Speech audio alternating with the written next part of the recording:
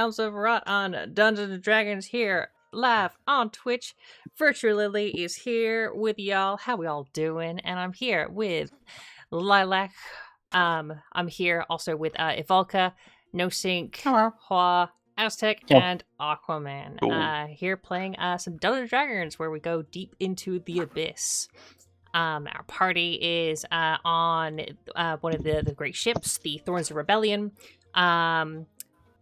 on a charter to go get some ingredients for a cure against their curse. They met up with some new friends, the engineers of the Thorns of Rebellion, as well as there's the captain and the first mate. You've all been assigned some roles. You're all like sort of about just getting down for a long rest, and yeah.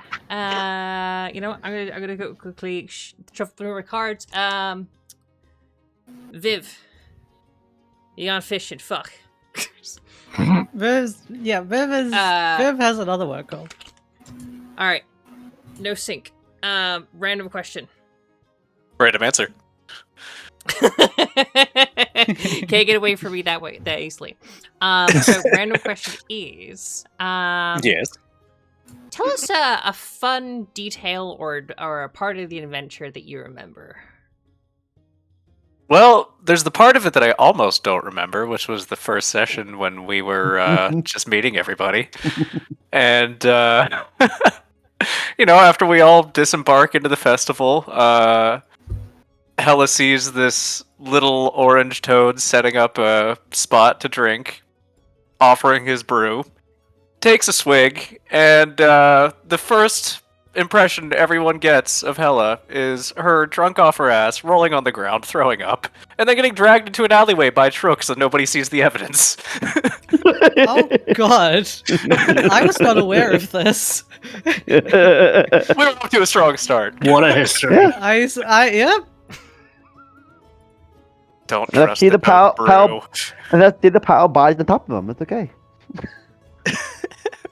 We had a lovely artist rendition of from Shy, who is not here at the moment, unfortunately, but we still love you, Shy. We know you're watching. To be fair, Rube, Nabi, and everyone else's first impression of you was you passed out tied to a barrel, so I don't really think we're doing that well in terms of first impressions in general.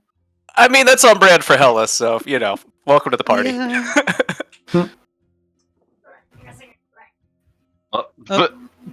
The disconnect sound and a crumpled DM. No, it's fine. Oh, that was me. I was Pretzel DM mode activate. putting a USB key that I forgot to plug in properly, like a dumbass. Mm-hmm. Anyway, so starting off on the Thorns of the Rebellion. So at the moment you're all this is basically your long rest. This is what you're doing overnight. Some of you have been assigned some roles, you have some jobs and stuff that you could also just generally do. So whilst on deck, Trook, what are you doing? Yeah. How'd you get here now? What are you doing right now with your small little growing army? Well, I mean, the frogs should be down in the kitchen still. No, not. Okay, so yeah, I'm gonna take everyone, the frogs, and me are going down to the kitchen. Get some cooking to do. You're gonna get some cooking stuff like that. Okay, so like, well, so sense. in terms of what do you expect to do when it comes to cooking? So as you're down in this kitchen, like there is like a pantry, also some sort of like crates that hold various different vegetables, meats, breads, alcohols, also like some spices, herbs that you can grab and stuff like that to mix into stuff as well. So yeah, if you wish to cook anything, or you just put the frogs in the kitchen at the moment. Oh no, actually, I'm going to look around the kitchen for some corks. You gotta go into the kitchen for some corks. Yep, bottles. Which bottles? Don't worry about it. The exact same expression as Lily right now. I thought... What? Didn't he grab bottles at the merchant before we left? I did. Okay, yeah, you... Alright, so I would like you to grab some bottles. How many corks you getting? No, I already did. No, I already did. I had okay. them from the So merchant. how many corks you getting? You're probably whilst looking around. Make a quick investigation check. Okay. Right one? Yeah, it is. 19 plus... Oh, I didn't... Wait, here it is. Okay, hit 19 plus... Investigation, you said? Yeah, investigation. 21. 21. Okay, you managed to find about 4 corks. Perfect. Cool, awesome, sweet. Okay. Anything else? Yeah, I like take those 3 bottles I have, put 4th cork and put away. Hold on to that. I would like to take 2 of those corks and essentially bottle up the potion in my barrel from last time. Go for it. Okay, yeah, you can bottle that thing up. Yeah, so I see potion 1 of bottle what? is worth 1 potion. Yeah. So is there like 2 potions worth last time I made this? So Yeah. I assume maybe 2 now. Okay. Yeah. All right. Then I'm gonna take the 3rd bottle. I'm going to talk to my frog friends, compatriots here, and ask them if I can borrow some of their slime. You want to borrow some of our slime for what? You get some weird kinks there, bud. No. You see. This is for the enemy. They're much easier to kill when they're tripping balls. Interesting. We could do this for you. But what's in it for us? Yeah, but what's in it for us? All the flies you could ever eat. Look around us. There's tons of them. And I will give you a fresh bowl of water. Hold his alchemist jug. Make a Or persuasion beer, check. if you want. It's a 10. I'll make it a DC 10. Okay, 17 plus whatever. So Okay, okay, you're that's already good. You're fine. Okay. You know what? All right. Give us a bottle and come by us by morning, and we'll have a bottle for you. Already. All right, Thank boys. you, gentlemen. Get all together, all huddled up by the bottle. Let's get to sliming. What, boys? Let's get to sliming. They start like grabbing the bottle. They start like kind of just hugging each other and squeezing their slime from me, and it's slowly pouring. And they're gonna be doing this for a few hours. So that's what you and these frogs are doing. Oh, Incredible. God. Let's get All right. sliming. Incredible. Viv, what are you doing? That's a great question. Did I miss anything really other than coming in on Trook getting the frogs to go sliming? So Trook's gone downstairs with the kitchen. You yourself, you've been assigned to roles on deck. There's a couple things that you can do. You can either do some research, either with your own like novel stuff like this. You can interact with like the captain or the first mate. Go chat with them. Or you can like maybe have a look-sees around, or maybe go like see what the others are doing. A couple things you can do. I mean, I did have the plan of once we got back to the ship, I was going to find a corner and take those 2 scrolls we got, the 2 scrolls I got, and start copying them into my spell book. All right, yeah, So- you managed to copy them into your spell book. Do you have the right amount of coins? I'm guessing to do that. Yeah, I already marked off the cost of copy things into a spell book supplies when I was marking off the cost from the scrolls. So, All right, nice. yeah, that's my. That's gonna that takes a while, so I'm probably just off in a corner, papers sprawled out, copying spells into my book. All right, so all right.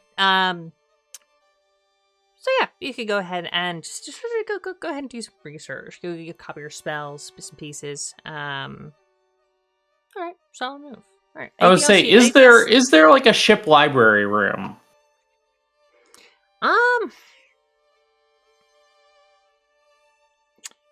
Make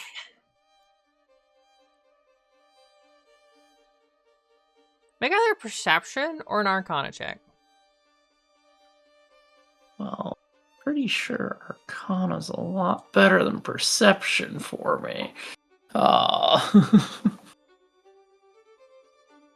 We'll make it an Arcana check, and that is a 17 on the die, plus 8.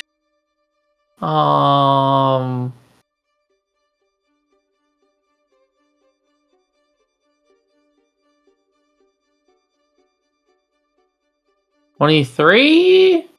Or... Okay. So looking around on the ship, you do notice that through the tents that there are some sort of bookshelves, a couple of like tables, various different tools for measurement as well. And you probably do feel that there are some form of arcane forces or tools behind over nearby the captain's quarters. Okay. I will go over to that area while I'm doing stuff, and like if there's anyone like there, be like, is it okay if I use this space to do some spell research, some arcane research and copying of spells? Captain Violet's song, sort of on the wheel and driving this huge giant ship, made of the roughest and twisted of iron. Is engine just sort of humming but below her. Looks in you. Yeah, go on. Got a couple of tables behind me. Use whatever you want. Just don't touch the liquor cabinet. That's mine. You touch that, you're going off the side. Valid. So, what brings you and your lucky crew down to the abyss, love? The rot. I mean, we don't have much of a choice. We kinda got screwed over. We were just enjoying a festival, a bunch of cultists fucked shit up, and now it's like boys on the surface, and we've gotta be in the abyss searching for a cure to some bullshit. Yeah, that nasty person Zuckmoy could be a little bit difficult for you to handle, but thankfully to you, finding that little journal up on the material plane, we have a chance at getting down there. Whilst also getting a lot of fancy treasure.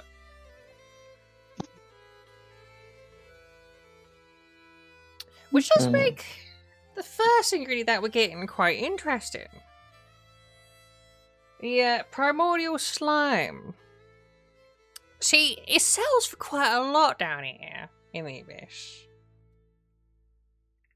And weirdly enough, I've always had a theory on where to get the most purest of it. We can only get the diluted stuff, weirdly enough, just further down. But if we get that pure stuff, you can make a lot of money with that.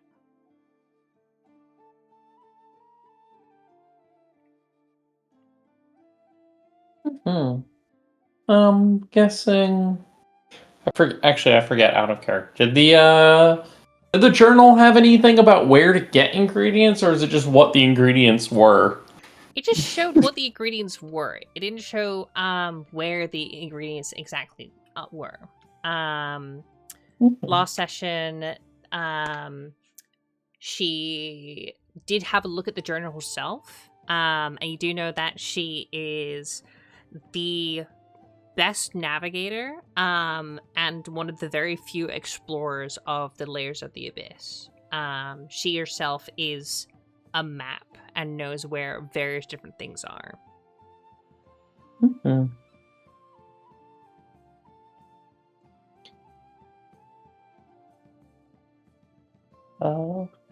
Yeah, well, without you and your ship, we'd have no idea where we're going to find that. So hopefully it's a mutually beneficial arrangement here. It's absolutely worth the risk and the reward. And both are equal in measure, especially as we're going to that fun place. That hellhole is what they call it. Fun little place. Yeah. Well, I've always had a funny feeling. It's always had the purest of forms of primordial slime. And I mean, with you lot wanting to go for it, if I could just get an alchemy jug full of that, I could just constantly produce it. The amount of cash we'd be able to sell is insane! Mm-hmm. I will be back in a few minutes. I need to deal with something. CVC chat. It's related. And they just left the VC. I was going to join to talk to them. Never mind. I'm here. Smile. So go ahead, Viv. Anything else you want to say? No, that was it. I'm just gonna give her a nod and start copying spells. Probably gonna copy the haste scroll first and then work on the fireball one. Go for it. Have fun with that fireball. So will I. Actually, I was gonna say haste is gonna be the one that's gonna be more of a shenanigan based thing, because that's another +2 to AC. Hella, what are you doing? Right. So, Hella, after having blacked out again, I guess is stumbling her way out of the bunk and finding her way to the deck, and is kind of looking around for any familiar faces just to ask, okay, what did I miss? So, I guess we're playing it with just where I'm at right now. I'd probably walk over to Kluthe and be like, hey, buddy, what the fuck happened while I was out cold? Oh boy, what didn't happen? Mostly shopping. Although we did also fight some more river spirits. Let's see, how long were you out? No, think about it. Been a bit. That sounds about right. Because the last thing that I remember was the shopping escapades. Let's see, did you remember the fountain spider? No, I missed that one. Okay, so that means you missed that bar fight too. Yep.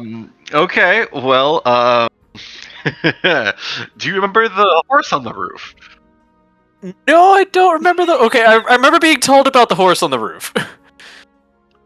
Okay. So that horse you see on the top of the deck, he's a souvenir from that. He got teleported to a roof, for his own safety, of course. And later we kind of kept him. Rather, Trook corralled this beast into joining us through much persuasion.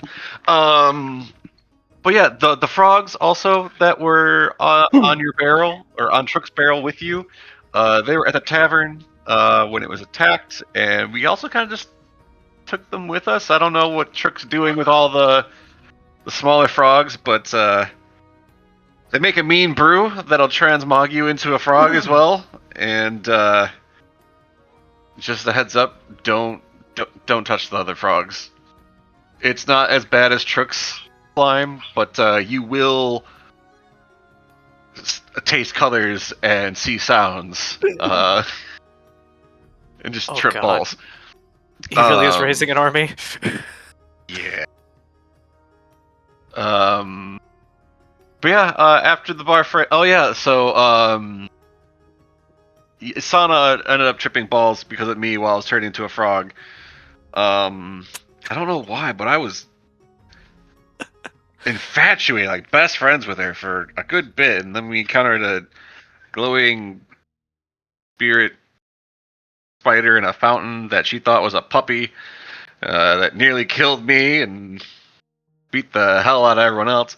But we beat that, and yeah, the next morning we went shopping and gives a little extra money. We fought some and collected some river spirits to give to the shopkeep.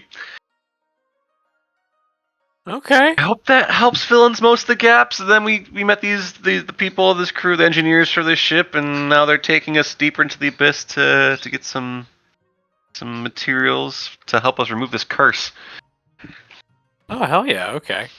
So it's been a party. All right. I missed out on a couple things. Thanks for getting me up to speed, Piebird. I heard that people were assigned roles. Do you know what I got assigned while I was out cold, or should I go talk to somebody else? You may want to go talk to someone else. Okay. They, of course, put me in the fucking crow's nest, because bird racism. Racist but hilarious. Louis' expression. Amazing. Okay. But also, I do like the view, so at least that's fine. Okay, I mean, hey, you smoke the herb up there, nobody's gonna bother you, so there's that. Oh, so here's the thing. I'm holding on to that. Apparently, it's worth a fortune down here. Ooh. So I sold off one of the nuggets, so I'm holding on to the rest for a bit. That is such a battle. Do you smoke it or do you sell it? Oh, friend, I'm so sorry. Well, at least I got these gems. And I kind of hold up the elemental gems I bought from the shopkeep. These don't fade. These stay shiny. Oh, yay, things I don't have to carry! Yeah, no, I'm holding on to these ones. You keep the other ones I gave you for now. That's fine, but at least I have these. Okay, you know the price. Of course. I spawn a pie. Yes! Here's some breakfast for you. I fear whatever Trook's gonna make in that kitchen. This is why I love you, Piebird. Hella proceeds to just devour the pie. Alright, Okay. one pie. Yep. Yup. How long Okay. will the pies last? You gave me over 100 of them. Hella demands payment. I did. And maybe things have a plan for stuff going in forward. I'm down to Alright. 81. Yeah, so I guess from here, Hella's gonna, like, I guess, wander over to the captain and ask about, like, what her role is supposed to be. Okay. So you can see that the first mate is on the deck with you, and the captain is at the main helm. So yeah, heading to the captain or the first mate. I'll head to the first mate. So yeah, you walk up to this very tall fishman-looking person, and imagine if it's like a fishman from like One Piece, but they're modeled after a goblin shark. Okay. Very ugly. They ugly. You're gonna love the voice. So you walk up to them, oh, hey there, little lord. How could I help you with there? Finally waking up? Yeah. Yeah, I thought I was dead too, but surprise. So yeah, I heard that everybody got jobs. I was wondering what mine might be. Alrighty, hi. Well, if you're looking for a job here, well, to be fair, we could do with either some people helping with the weaponry. Always a good hands on deck is always a good one. If you want to be helping cleaning the decks, this is also a good one. Then the engines could also help with. If not, we could also help with I don't know, helping with navigation. I could also help with spotting bits and pieces here and there. There's a couple of bits and places that we can go to. Okay, what does helping with weapons entail? I'm curious. What? Well, when it comes to Nabi kind of perks up at this. when it comes to weaponry, we have quite a few. We have some forward-facing cannons. They're quite powerful. That's heavy artillery there. We also have our ballistas on the sides here, as well as our main front ballista for catching those big beasts. Oh, yes, every now and then. We've quite a few big ones here and there. Also, let a good few of them goes. You see the gashes in the deck, and you can see on this huge bow, it is scarred, torn, some huge, massive splinters of the main deck itself, torn across. And as you look at this, you realize that these are claw marks all over the deck. Yes, we get a few very fun ones. Ooh, weapons. I want to do weapons. All right. Well, if you want to help with weaponry, you're more than welcome to get familiar with these. And yes, not the worries. So go have a look. See, there's a couple of the front ballistas are probably the easiest ones at the moment. The forward-facing cannons, I will introduce that one later on. Okay. The hell is just gonna go wander off and start exploring all the wonderful weaponry on the ship. Actually, no, I'm going to redact the note. You can actually go into the cannon room. So the cannon room downstairs would be downstairs. So you can also go interact with that. So so you're more than welcome to go interact with the weaponry. Okay, yeah, let's check out the cannon room. That sounds badass. All right, yeah. So as you go into the cannon room, it's a very interesting form of cannon.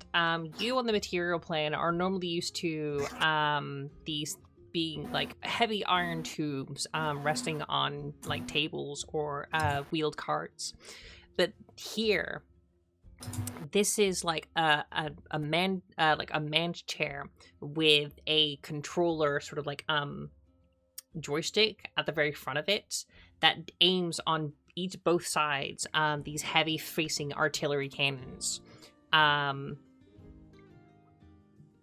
There's also these shells that could be loaded in. They load a couple in at a time for heavy fire. Oh, hell is just gonna be wandering around with eyes wide, just marveling over all of this amazing big boom weaponry. The only question I have is Hella tall enough to reach the controls, or does she need to find some books to prop herself up on the control seat? It is a chair, or probably a couple controls to help adjust the chair and bits and pieces like this. Okay. So yeah, it could be up to you how you flavor it. Okay, sounds good. Lily, real quick, is Nabi still helping out with artillery and whatnot, or? You can be as well. You know what? Fucking best friends, hi! Hello, friend! Hello, you've met Nabi! This is awesome. Isn't the artillery partly of your design, Nabi? Doesn't Nabi design some of the artillery? I thought that's... Nabi just runs the cannons, so Nabi doesn't make... Yeah, runs. I probably helped. Oh, yeah, sure. Hella's just gonna motion for a high five, weapons, buddy. Weapons, buddy, and then you see Nabi's hand just extends out, he has a little grappling hook in it. He just just extends out to high five. Cool. Yeah. No, I think I'll end my turn there. That's a solid start. Weapons, buddies. Woo. All right, Kluthe, your turn. Go for it. Okay, I'm gonna essentially see Hella walk down to the weapons room. Oh great, we're gonna have the narcoleptic dealing with weapons. That's gonna be a great combination. Got a narcoleptic in the weapons room, and we have a frog in the kitchen that also makes people nauseous by touching its skin. Okay, this is gonna go swimmingly. I guess it is what it is. I get from this point. Let's see. So when we last left off, he was kind of in his room, just kind of winding down after exploring the ship or getting a tour of the ship. So I guess at this point, he's gonna like try to make his way up to the top of the crow's nest because he hasn't been up there yet.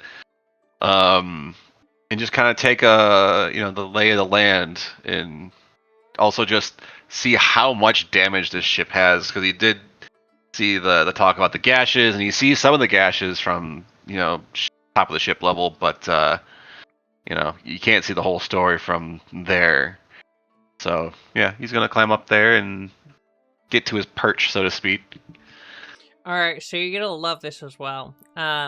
So as you look around for the ship you've been assigned to the crow's nest, looking at the odd shape, it's very flat deck on the front, with this like sheet that sort of like envelops the very top, but there aren't any sort of what's it called, masts or very strong structures that would indicate for what is a crow nest, but because of your keen senses, you are drawn to the only vantage point that could possibly be around, which is at the very front. With the very giant heavy ballista at the very front is the best vantage point on the entire ship. And that is the crow's nest. Okay. So where on the map would that So on the map, that is on the very front, very like at the ballista? At the giant ballista, that is the best Oh, vantage shit. point. That is the crow's point. That is the crow's nest. Okay. And I assume we haven't taken off yet, right? We're still docked. This ship has already like taken off, and this is sort of like it's just beginning its cruise as you are getting yourselves like ready, doing some bit jobs before you rest in for the night, and then Gotcha. you will be on your way for your journey after a little while. So yeah, this is just after leaving the dock. Okay.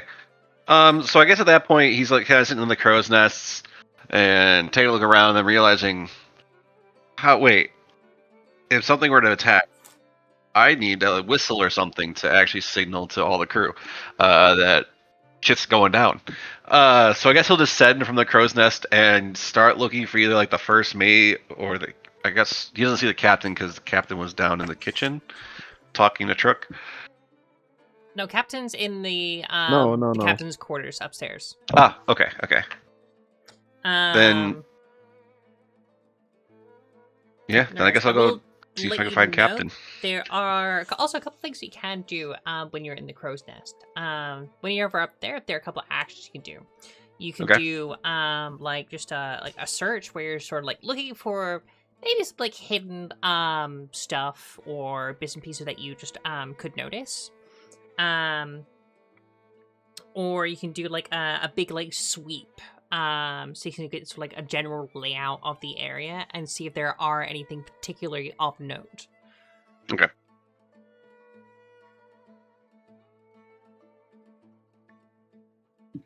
Alright, but I still think for now I'll probably head back down, talk to one of the crew members. Doesn't necessarily have to be the captain, but like, hey, if I'm lookout, how do I get everyone's attention here? Because I don't have a whistle or anything like that. Oh, that's good points there. We should have a whistle or something for letting you know. I believe there should be like maybe a bell up the front. For if you do happen to notice anything. If not, just shout really, really loud. Eventually, one of us will hear it. Okay. Okay. Then if that's the case, I'm gonna go look for that bell. You can see that there is like half of a very rusted like bell there. It might not even survive like the next wind breeze blowing. It's a miracle that it's hanging there. Oh boy. Okay. I'm just gonna give it one solid hit to see if it breaks or not, or see if it even still works. Like, give it one jangle. Yeah, roll a sleight of hand. Okay. Okay, that's 10. I mean, how much of it are you plus- giving this an intentional, like, proper jiggle jaggle, or is this like you're just like gonna see if it Like a- works as careful as you like a- can? Like proper jingle jangle. Like, okay, is this gonna break on me the first time I use it, or is it actually gonna survive? So 16 with that. 16. Okay, so you get a solid like jiggle jangle, and as you do, it kind of like makes a dook before it just falls to the floor. Yeah, there's a reason why it's like that. Nobody uses it. Well, they've never actually survived long enough to actually use it. That's encouraging. But it's All fine. right. You'll be good. You'll be fine. Don't worry. I'm gonna toss the. I've got a good feeling about this crew. I'm gonna toss this bell onto the top of the deck from up there. I'm like, this needs replaced.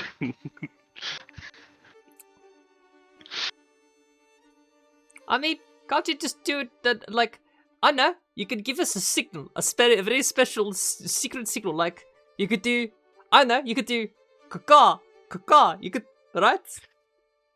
I'm just gonna pointingly down at him. It's like, oh, sorry. Really? I didn't get it. I'm so sorry. Really? Was that it? I don't know. Can Really? you whistle? No, wait, no. It's whistling. Oh, I'm so sorry. Really? I ain't got lips. Just shout that really loud. Okay, he's just gonna sort of go do his own It's a thing. damn bell.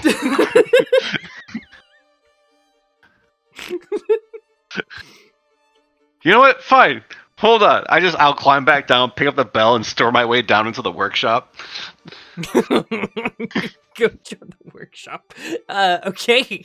So as you go into the workshop, you would see this heavy machinery. The best way I can describe it is like what the technology in like Piltover Arcane, like the show Arcane looks like. You know how it looks like in the Undercity, like their technology, their pipes, or like machines, sparks, stuff like that. It's probably gonna just start to describe like what the engine kind of like is in like style. So yeah, you see that as well as the workshop area where Rube would be. So you stumble down. See a couple Rube. of frogs. All right, on your way to Rube. All right, thank you very much. Nabi, it's your turn. Go ahead. So I guess Nabi would be showing. Yeah, you're with you. Showing, So yeah, you are now with Hela. yeah. So yeah, you and Hela. What are you two? So what are you Nabi's doing? he's showing how all around. Anyway, those 4 barrels of gunpowder right there. That's my personal stash. Please don't touch that. I'd rather not. Okay, no touchy. Not touchy. It is a very large Other than that, bag. Like it's like a big bag almost. But other than that, now he's gonna go back to this pile of clay they were working on to make the clay companion. Okay. And that's pretty much it for Nabi's turn, I guess.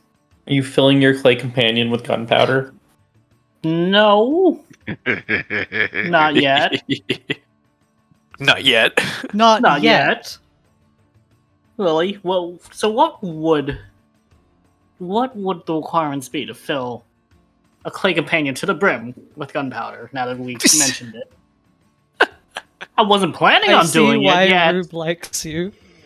Wasn't planning on doing it yet, but now we are. Thanks, Lila. Okay. What I need? Okay. Google clay companion. What is his general volume? The general volume is whatever shape of a creature it is. And I was planning on doing a hawk. Okay. So we're mapping this out. Okay. What is the volume?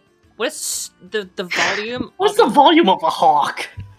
I would say How what's much the volume of a chicken? How much can you like? If you can shove it into a chicken, you can shove it into a hawk. Okay. All right. So what is the general like internal volume of a chicken? Well, here's a question: how much can a fully laden swallow carry? African or European? Right, African. I Actually, don't know. I don't know why I'm literally googling a volume of a roast chicken. And okay, so a standard 3 to 5 like raw roasting chicken has volume roughly of equivalent 2 to 3 liters. So I would say 2 to 3 liters of gunpowder is what you can shove into this clay golem. So like a powder horn's worth, right? Just to keep the math easy. I would say, yeah, let's do that. Let's go for that. Enough to make a big crater. Put that way. You hold up. I mean, like, I'm gonna make you roll a check for this to see if you fucking can. No, He just draws out James on me. I'm like, wait a second, hold on. That's not no, damage. fuck it, no. I allow it. Go for it. Oh, Absolutely. God. Allowing it. Oh god, I have a protocol. Oh my god. Can I have this clay companion No. at some point and just be able to I can throw it places it wouldn't normally be able to get, so we It's a can get bird, this it's explosive fine. clay companion. Oh, it's a bird. I did not pick up on that. I still want to dunk it like a basketball. Are you just You were not dunking are you my... just creating Angry Birds? That's what you're just doing. Yes, God I want to damn make Angry Birds. Okay, so I want to launch the bird. Oh my god. oh my This The looks like how I disappointment. feel inside. I feel like the one thing that's going to happen with that, though, is if you do that, if your clay companion takes fire damage, it go boom. It I mean, Which, yes. if I'm reading this correctly, roughly 2 liters of gunpowder measured in D&D rules, if ignited all at once, should easily deal 4 to 5 d6 fire damage in a 10-foot radius. I have a fire shot. I could shoot it Do not. at the right time in combat. Do not. I mean, I also That have is that as a Hockey's last cantrip. resort. Like, let Hua deal. I want to see what Hua hasn't planned for this. So I will let do them as well. it. Yeah. Same. Yeah. All Look, right. We will wait for the right moment when that Don't happens. spoil anything. Don't Go on. spoil It's anything. Nabi's turn. I want you to It's surprise Nabi's us. I turn. don't know. I don't know when the right moment is.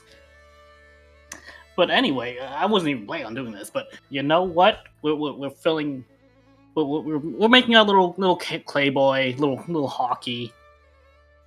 And yeah, that's basically gonna be what we're gonna be working on for the next. I don't know. Okay, so you make an explosive hawk made out of Semtax. Got him. All right. All right, so Amazing. you go ahead and make your clay companion in the shape of hawk, and in a small open like hollow area, you fill it with gunpowder. Fill with gunpowder and dread. Rube, it is your turn. So you've just had Kluthe just walk in to you on the workshop. So what are you doing down in the workshop as this is happening? I need you to understand just how bad what you walked into is.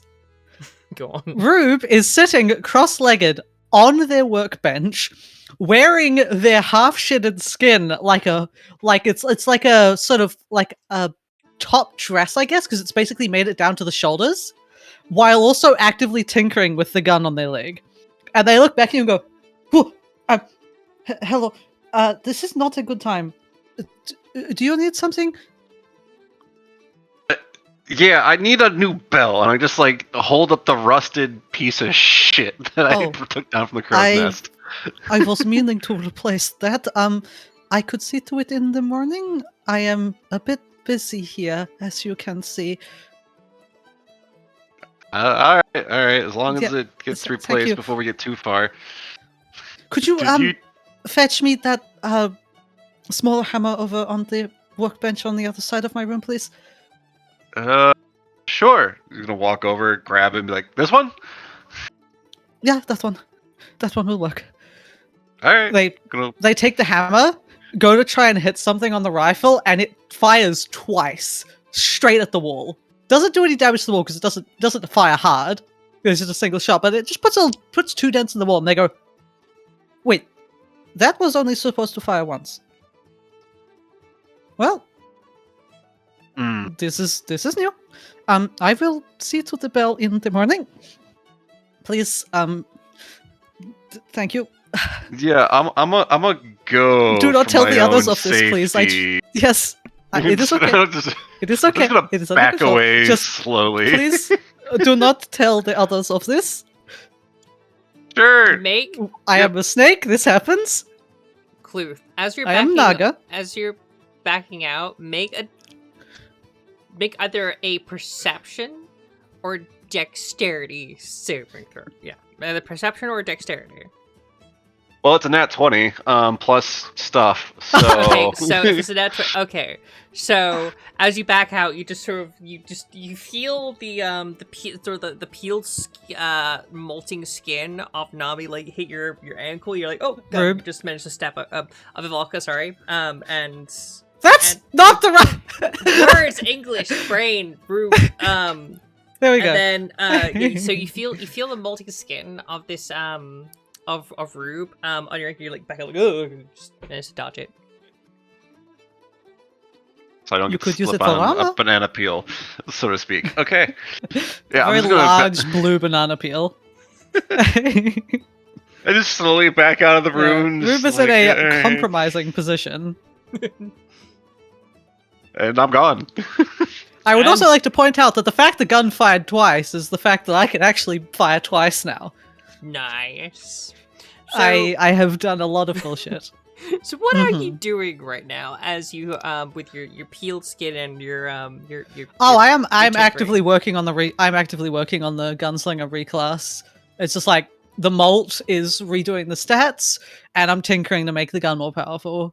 And later into the night, there's also going to be some work on a grappling hook and other crap to just make the prosthetic a little more specialized. but- Okay, so you're doing the artificer creation stuff, aren't you? Artificer was never related to this. I have been bard, and now I am going to gunslinger. Yeah. So It's close enough. yeah, close enough, yeah. All right, nice. So yeah, as you do all your tinkering bits and pieces. All right, anything else that you're currently doing?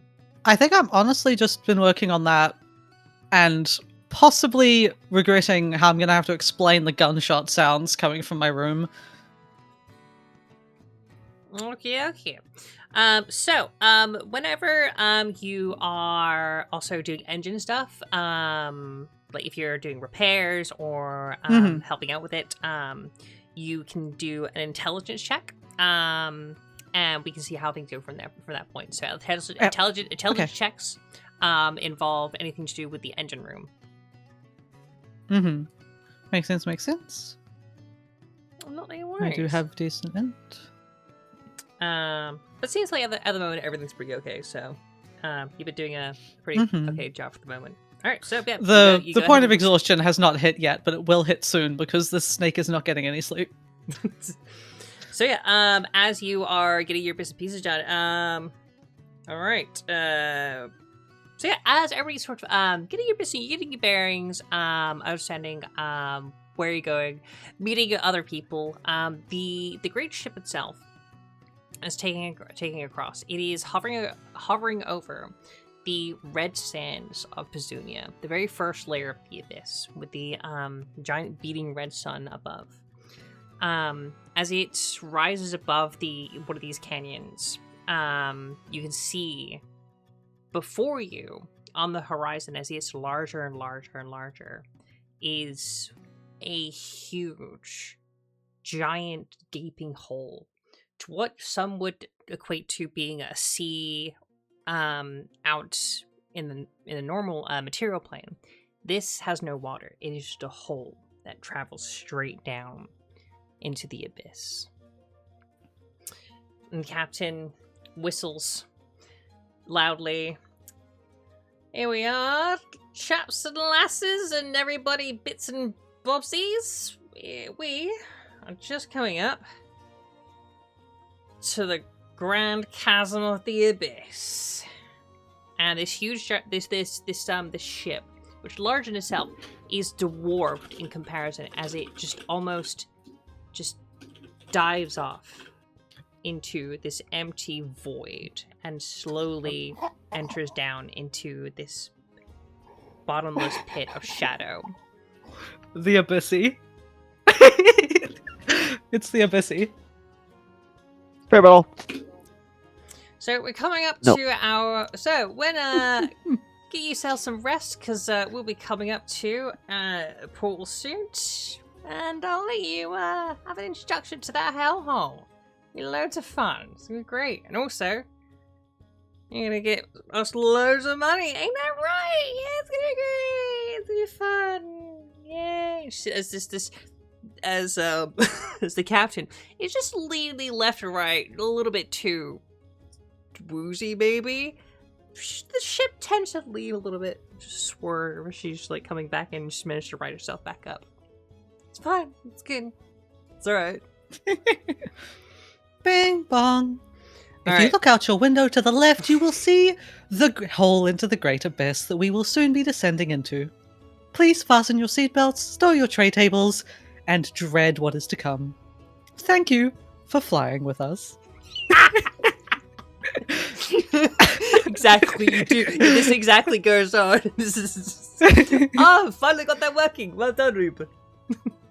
Wait, so they have a whole ass PA system, but they have a broken ass bell for the warning system?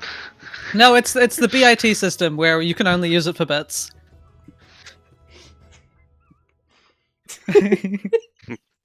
Angry bird again.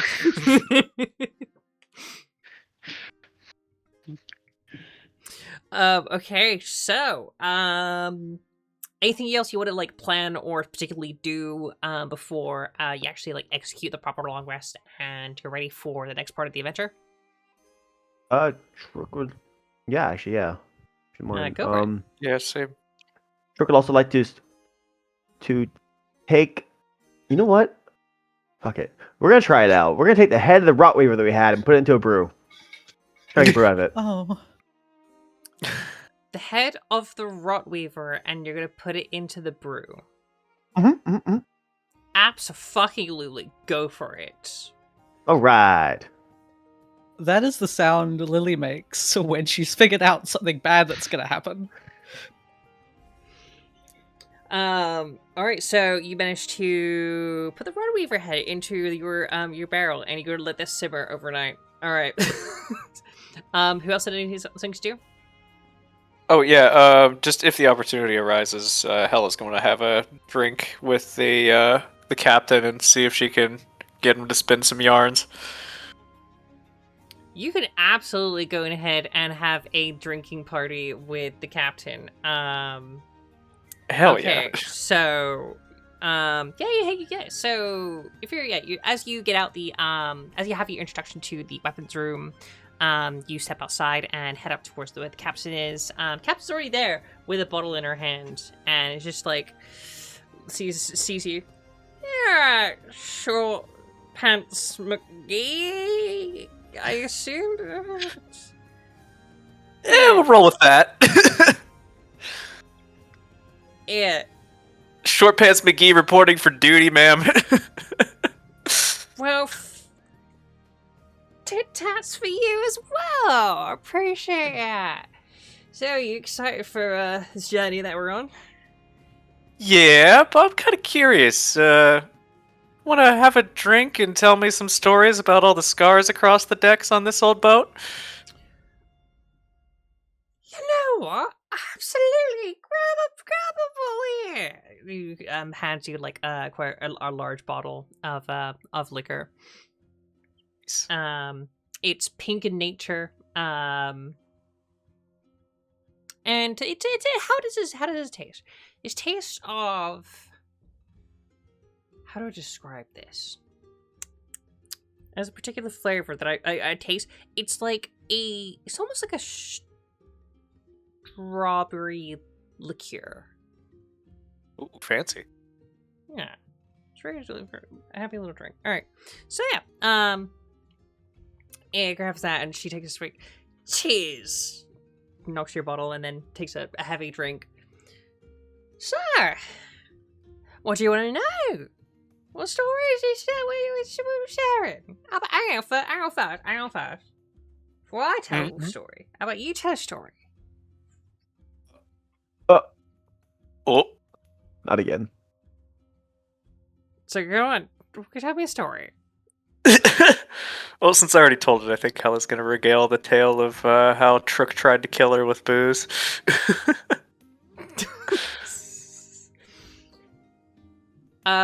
So as you're recounting this tale, she is hissing herself, laughing, stumbling all over the place. God, it's a miracle you've all survived this long. Oh, like, you know what? Yeah. It's gonna be a lot of fun having you on this little thing. All right, well, seeing as you gave us a little story, I'll let you in. So you want to know why they call it the hellhole? Yeah. So, a long time ago, it was this dwarf, gnome or something. I don't know, it's a small little thing. Anyway, his name was Orban. Traveling around here, and he thought that if he could get into the hellhole, he'd be able to find the source of primordial slime.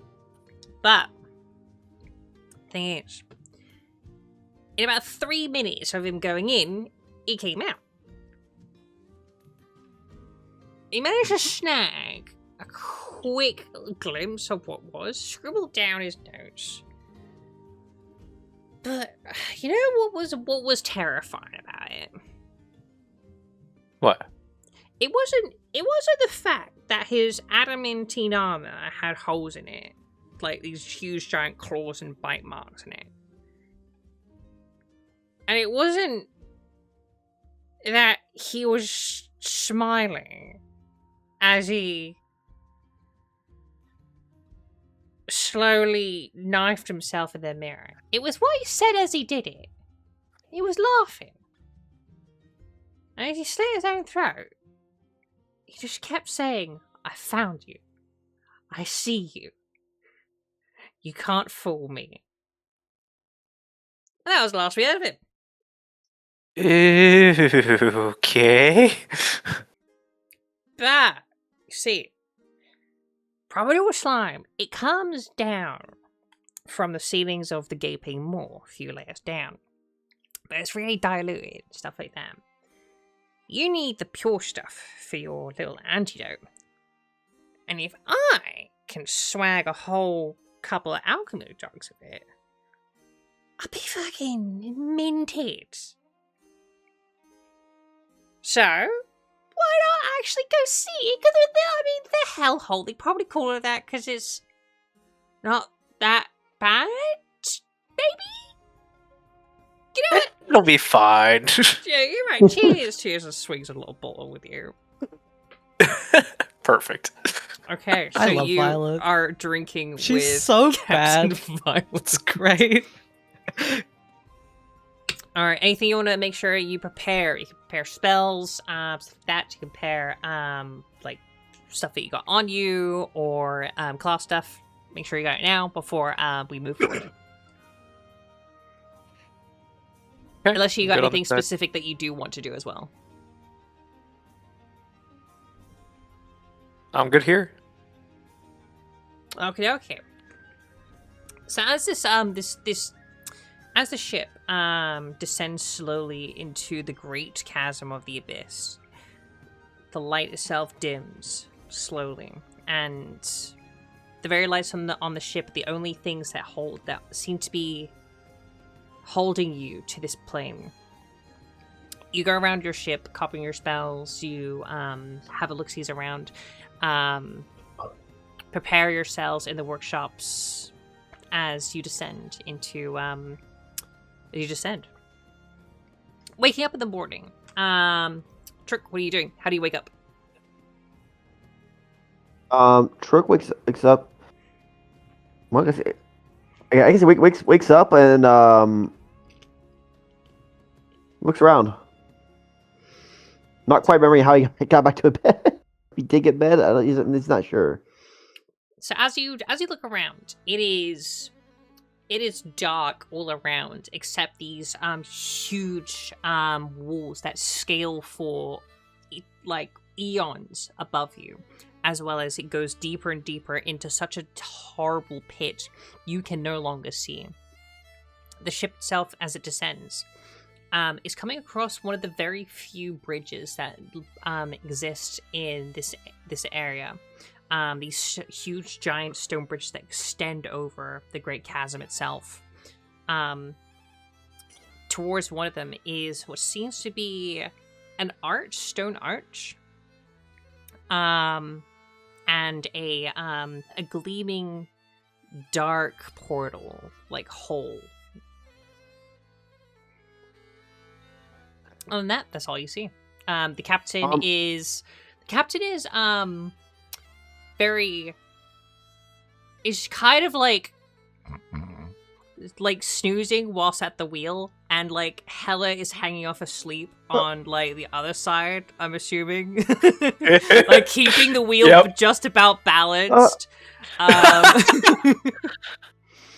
Always helping with like some of the sheets and moving some stock around as well. That's probably what you'd be seeing. Is Kluthe nearby? Kluthe, how would you be waking up?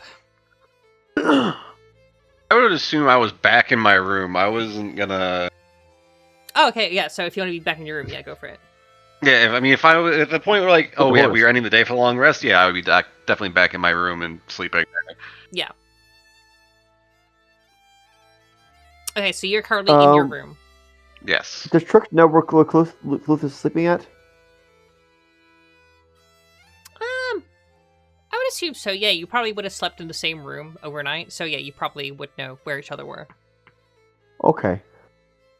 Trook's going to slowly back inside, freak the fuck out, and he's going to go back to his room and kick the door down, making sure to be real loud about it so that Kluthe wakes up. Okay, what is this? Okay, demonstrate a Trook freak out as you do this. Go for it. Okay, hold on. Let me put my camera on. It is not. Hold on. This is dark room. Hold on, Sam. What? All right. Right. Oh God. And then you see walk in, just going, walk to the door, go here. Wow.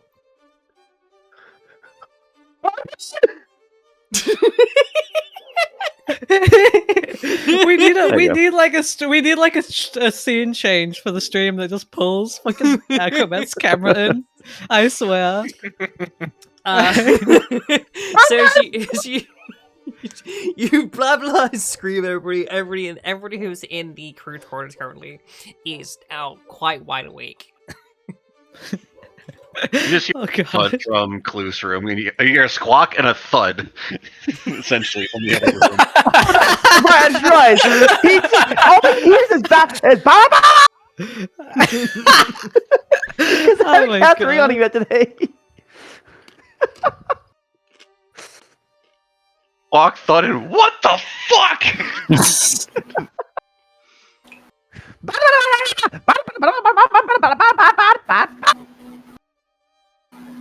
Fucking frog. Rube pokes their eyes out of their room, and their eyes are just bloodshot. Like they're completely what? Bloodshot eyes, fucking soft skin, just completely bewildered. What's down? Is it? What? Oh. Hit. Cast the ring onto Kluthe. Sorry, I'm so sorry. I forgot to yell at you. I'm sorry, I didn't mean to yell at you in another language, but like I was saying was. Wait. Did you bust into my room? or your room? It's your room. Okay, so you can't use it. Okay. So you busted in my room. Got it. Yeah. He's going blah, blah, blah, blah, blah, blah, and he's like stops, looks at the ring, casts it on you. So like I was saying, sorry about that. Sorry, your mic cut mic out. is clipping just all of it. The moment you start yelling, it's silence. It's so great. Alright, so Go- go ahead, Trook, go but not again. so loud. Have you seen outside? No, I've been fucking asleep. What do you mean have I seen outside? Get the fuck out there! Hands him. Actually, no. Trook just tries to like. As he's talking, just tries to force the bottle of sight into his mouth. Just beak. No. In that case, if you're gonna try and force this, I would say, it would be an unarmed strike. So that would be the AC against Kluthe's AC. Actually, no. So you roll that, and Kluthe, you roll the dexterity saving throw. Okay. Hold on. Here. Dex saving throw +6. You gotta beat a 19, brother. 13 plus 7. Say 20.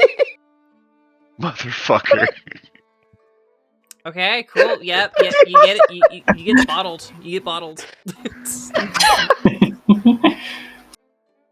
A lot of like choking noises Whoa! and feathers flapping. Now get out there! Do your damn job! They're asleep!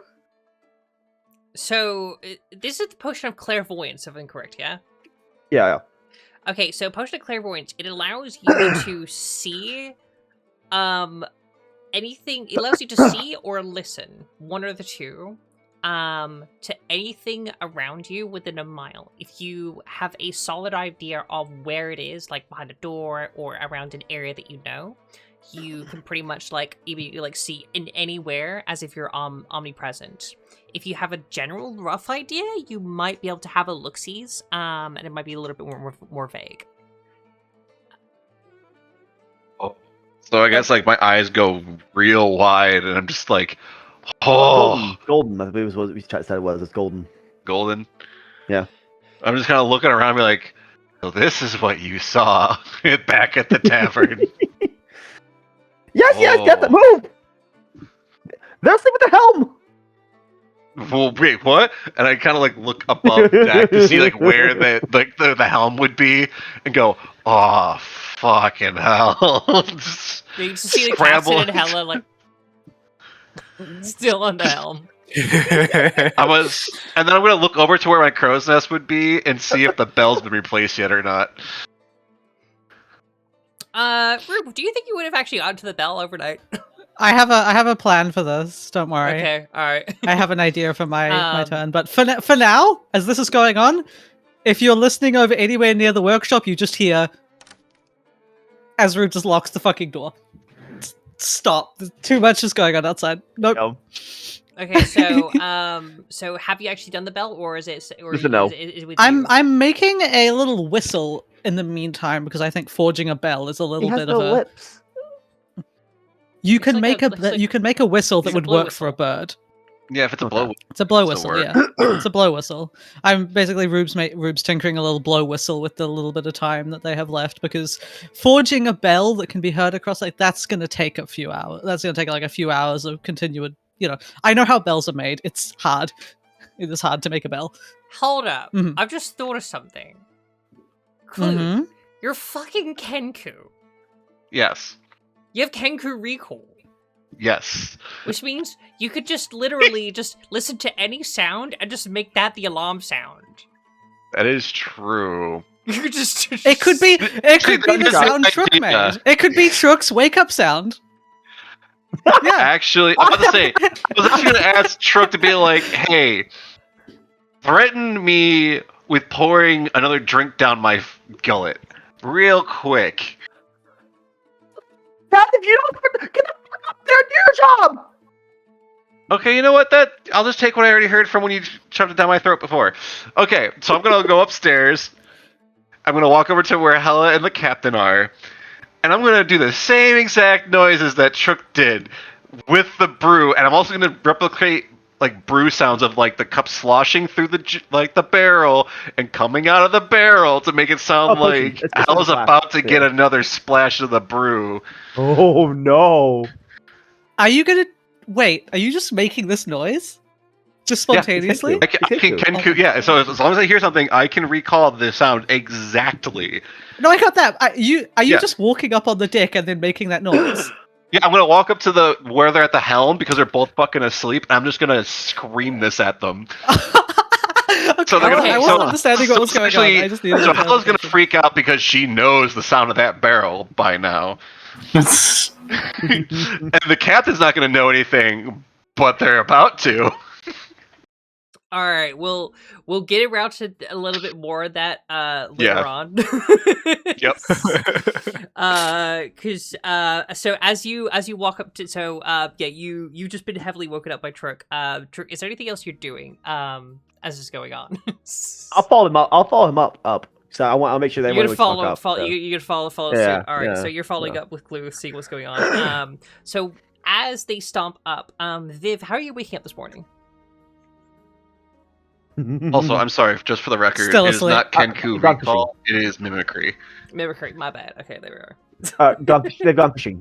In case anyone's watching and is about to furiously write in the comments later on. Viv is fishing at the moment, so I will make sure they're in later. All right, so actually, okay, so we'll do exactly this. So as you walk up, you make this sloshing sound, and Hella, how do you wake up to this sound of sloshing and the sound of Trook coming for you? Hella's immediately gonna start flailing and like screaming, "Ah, demon frog!" It's just like fall backwards onto the deck. You fall over, smack onto the deck. Oh yeah, yeah. She just like goes down like a sack of bricks, like a flailing sack of bricks. So seeing as both Hella and Kluthe turn, what is it? We could go ahead and interact with each other, as well as like Trook is behind you there. Okay, so Hella's gonna have to take a second just to like catch her breath and come out of the fog of what the hell just happened. And I feel like she's gonna see Kluthe just sitting there with a dumb look on their face, and just be like, "Pie bird, how could you betray me like this?" Wake the fuck up, you're at the wheel! How the hell did I get here? Did you just do a demon frog? If you were to look around, the captain's no longer on the wheel, but they are hanging by like a small rope, like really clambered up, staring you wide-eyed.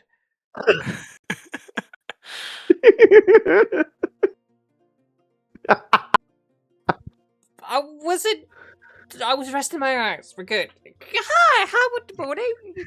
How we all doing? Oh no, we managed to make it on time. See, do all worth Yomi 50.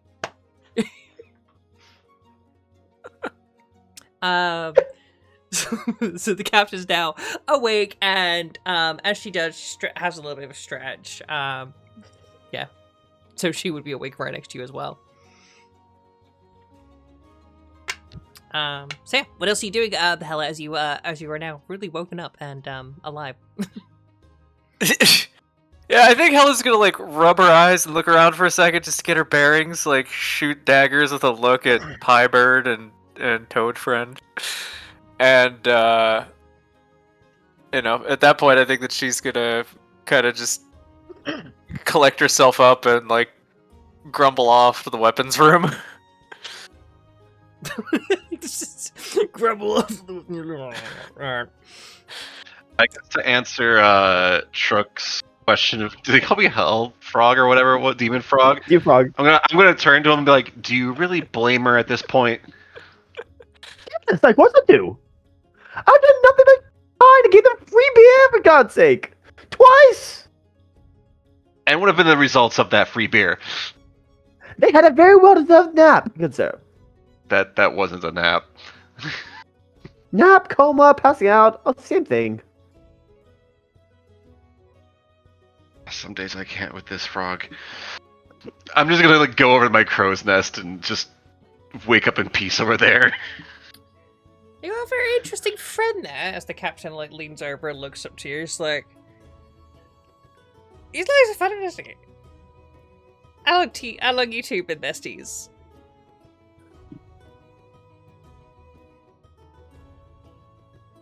Looking at you, Kluthe. Oh, I As well as you, Trook, as well. Both you there. Meta? look. It's a very it's a complicated relationship. Oh, you're together! Oh! No, How long? Switching between me. Holy shit. No. This one just likes to use me as a translation device. I mean, Because apparently, isn't that what normally being a wife is? no.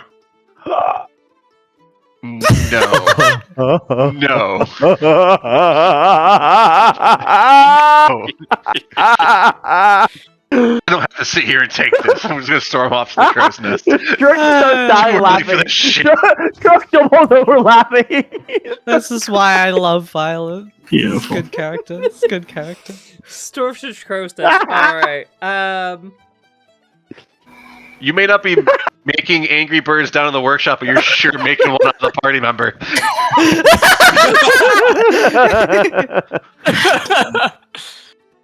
Okay, so you go prep yourself for that. As you storm off to the crow's nest, prepare for your next step of the journey. Nabi, what are you doing? So at this point, Nabi's basically finished with the bird, right?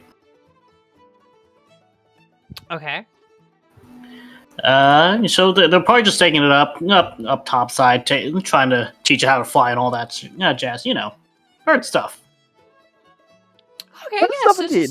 just fly this clay bird as it just like flies around a couple of cars and it just echoes through the greater chasm.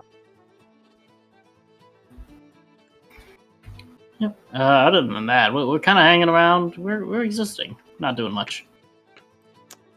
Oh, that's a pretty one. That's a really nice little That's a nice little one.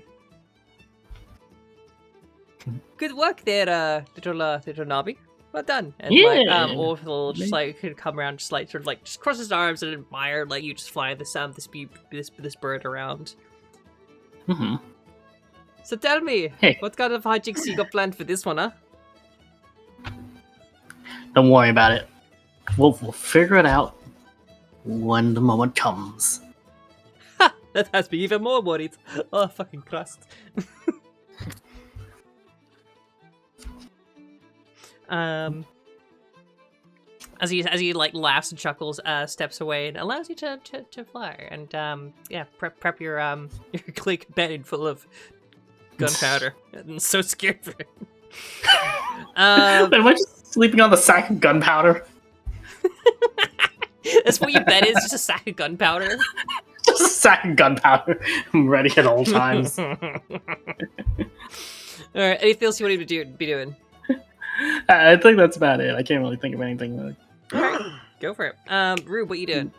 How are you waking up after you wake up with your bloodshot eyes and lock the door? I mean, Rube's taken a bit of time to recover. Everyone's back up on deck. They've got everything done. They wash their eyes out, unlock the door, and you see how there's like these hatches on the deck, right? One of them's what? open. Sorry, I'm from New Zealand. Fuck you. On the deck. Hate it here, bro. So there's these little hatches on my deck, and then but I see there's these little hatches, and Rube just pops underneath one, and this time, you know, they've done all their new changes. They look a little different.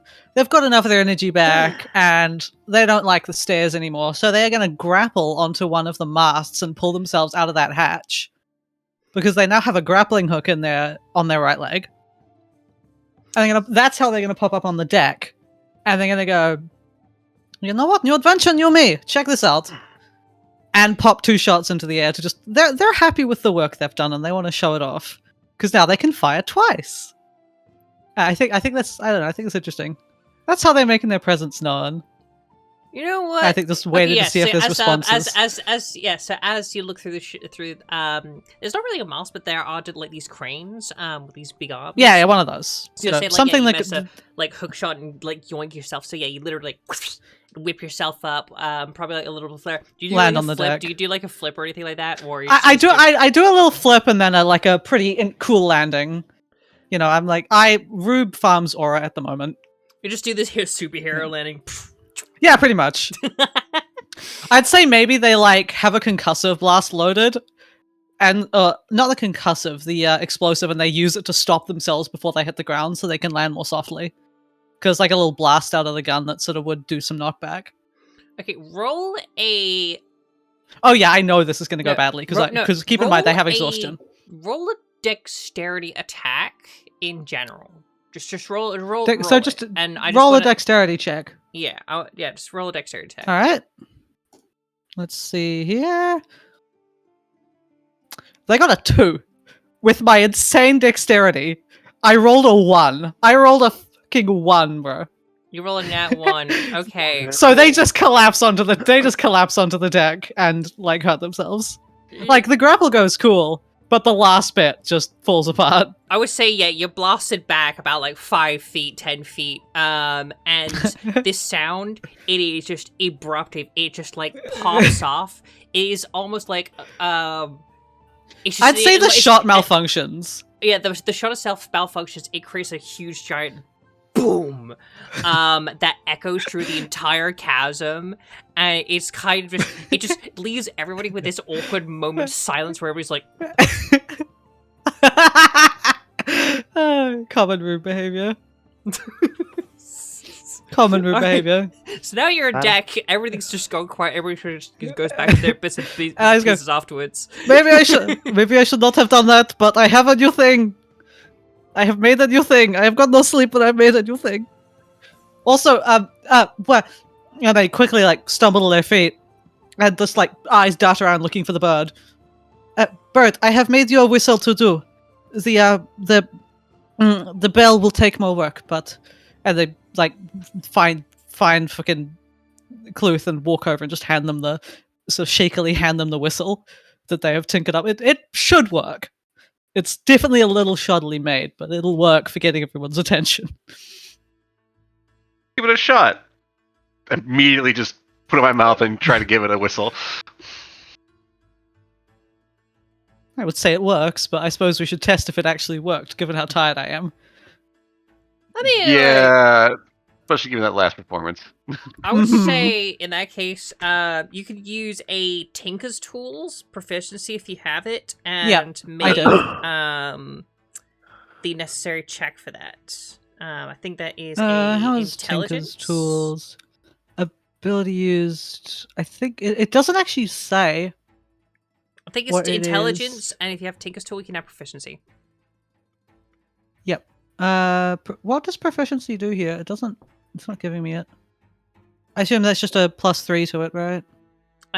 Yes. If you have proficiency with Tinkers, I think you should. I do have proficiency. It just doesn't list it here. Yeah, because no. I So probably yeah, you set it just up add. wrong. I'll just add a 3. Yep. Right. Rolling. That is a 22. Okay, yeah, no, it is a solid whistle. Yeah. So what kind of whistle is it? Like one of those like ones with a ball in it, or is it like a pipe whistle? What kind of whistle did you make? I was imagining like a sort of pipe whistle, yeah, something that would work. I think it's some weirdly put together whistle that doesn't quite make sense, but manages to produce a really interesting noise. Because keep in mind, tired, so just threw together some stuff that they had. It probably has a ball in it, but it also sort of like sounds like a train horn somehow. Okay. You know what? You know those metal okay, have you ever done this joke where you ever take like a drinks can and you fold it a certain way to make it sound like a race car? Have you ever done that? No. Yeah, I know the sort of whistle you're talking about though, the whistles that have like the big spinny disc in them. Nah, sorry. Yeah, it's one of those spinny disc whistles. How about that? All right, so yeah, it goes like, you know, the fucking spinny. Do you like my impression? It's a good impression. With the cans, yeah. Same concept. Okay, yeah. So Kluthe, you now have a whistle that goes. That's actually what they sound like, though. You know what I'm talking about. They have the big spinny disc in them, and they sound fucking ridiculous. Yeah. I did a good impression. You have a whizzing whistle. Yeah. They use them for like air raids and stuff. I'm pretty sure. So Rube, Rube now hands over Kluthe this whizzing whistle. It's quite well made. Does function well, although it's made out of like various different like bits and bobs from various different iron metals here and there. A lot of brass, but it functioned quite well. They sure mean Aztec death whistle. Yeah, I suppose Rube's just sort of slightly dizzily wandering around. They probably pop into the captain's quarters to let first mate and captain know what they can do now. It's like the fact that they're a little more proficient in medicine now. They have some more medicinal things, and that they're also a little more specialized in just shooting shit. May change how they function around the ship a bit. Let's walk into the cabin. I guess walks in and goes, "Made some changes. What do you think?" And they just gesture to like the different on the leg, and like there's some needles sort of strapped to the side of the prosthetic that have some weird healing liquid in them. Now that's an interesting concoction of machinery there, Matt. Honestly, sometimes you change yourself up every now and then, and it's amazing. I wonder if I can make you into. Are you like a transformer? Like one of those little toys you used to get as a kid, and they can just go like. Well, something like that. I could possibly make the prosthetic able to change different forms, but I think that would take a bit more work than a fairly sleepless night with frogs making noise. Oh, that's incredible. Where's your action button? He's gonna start like poking around like your belly and your midriff, like where like some of the mechanical things, like trying to like hit a button or anything. Steps back and goes, "Wait, you don't know what that does yet? I should tell you. This," and they gesture to their left leg with the viper's spite. Yes, it has a name attached to it. Shoots a lot more now. That is about the extent. Most of the prosthetic is now dedicated to that. But be careful not to get stabbed, because I have more potent healing now." Well, you've done the good preparations. That's gonna be awesome for what we got for a scrapper. Mm-hmm. I got hit pretty bad last time. I don't want to let them get that close again. Well, I'm sure with some heavier machinery and artillery such as that, yeah, you'll be able to handle yourself this time. We are changing up. I feel I should change as well, yeah. Well, although, I should be careful. I think the knockback on this one is a little worse. Sorry about that last night. The bird came in and...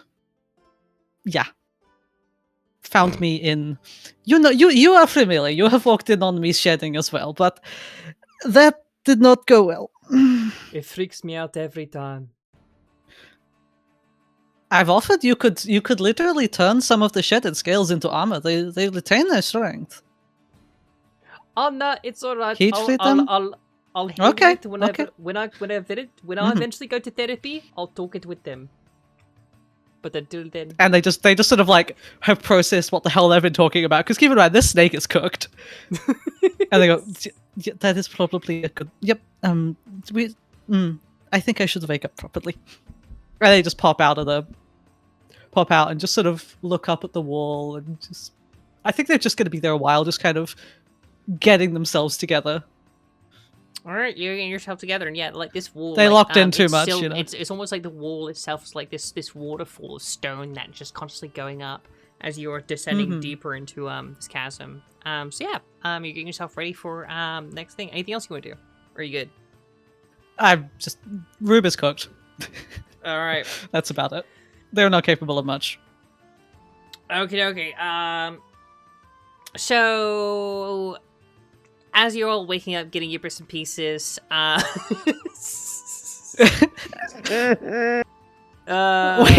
sorry. I just checked the quotes channel. When did that happen? What is the volume of a rotisserie chicken? What is the volume of a rotisserie chicken? Very important question to consider. Very important question. That was a very important question. I'm a piss break. I'll be around.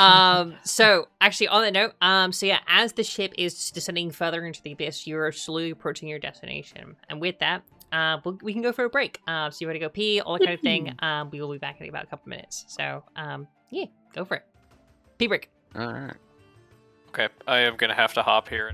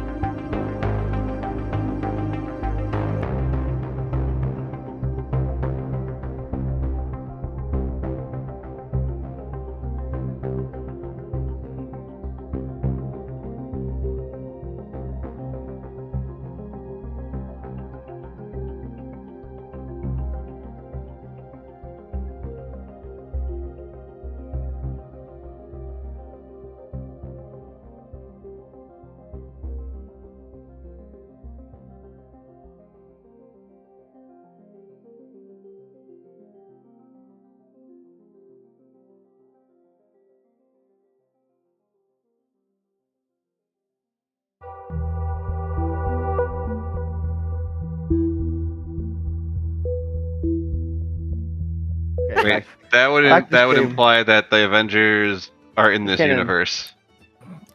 Yeah, no, it's No. a random. It's a We are not folk descending into tale Thanos, asshole. of the Avengers. That purple. Right. It's purple. All right, I'm ready.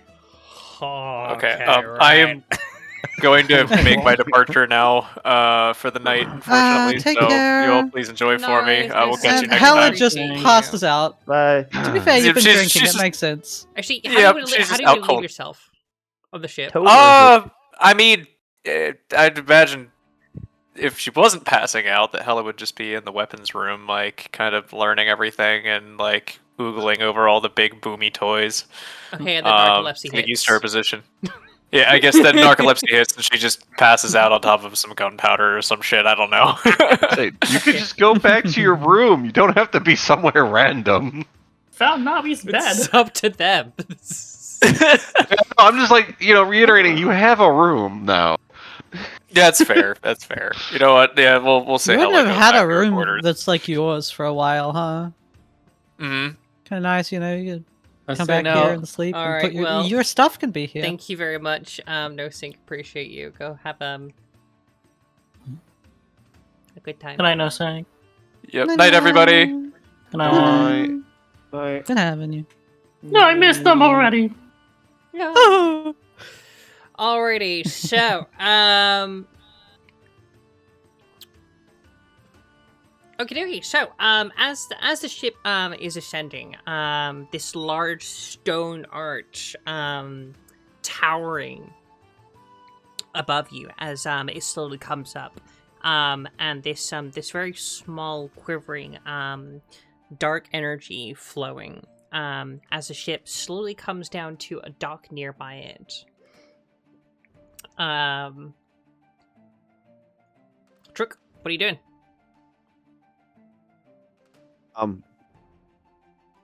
Just look around and like figure out what the hell's going on, where we're at, quick. Looking around and trying to like figure out, do you want to walk up to Orworth or Captain, or just generally like just try and figure Actually, out I'm up by to what you're Kluthe looking. because Kluthe can see everything.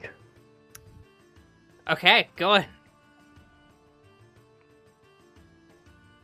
Brown bread! Brown bread! What? What? What do you want? Trook is up real close to using areas. Red bread, please tell me, what do your crow eyes see? With my special eyes. Your special eyes, Red bread. What did I see? Well, Are the special eyes still going?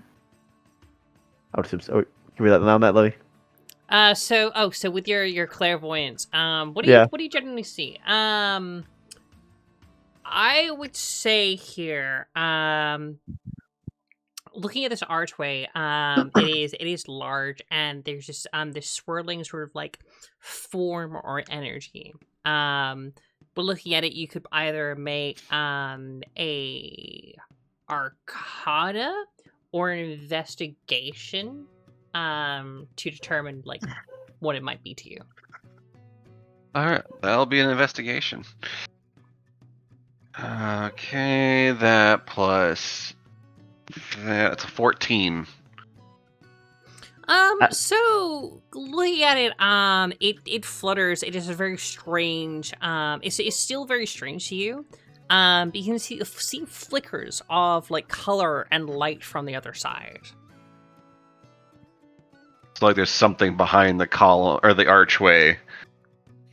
So yeah, it's like a giant archway, and then like this round, almost oval like disc, swirling. It's black and dark, but in it every now and then you can see flicks of light and color. I guess I'm gonna explain this to Trook best I can. So let me. Trook pauses just a second. Speaking to his mouth, he goes, taps it, but he goes, sounds like something you should let the crew know, Yeah, look, sure. And I'm gonna blow the whistle. Just kind of yell out afterwards, like, what I see. Perfect, amazing. we're here, everybody. We're here at the hellhole.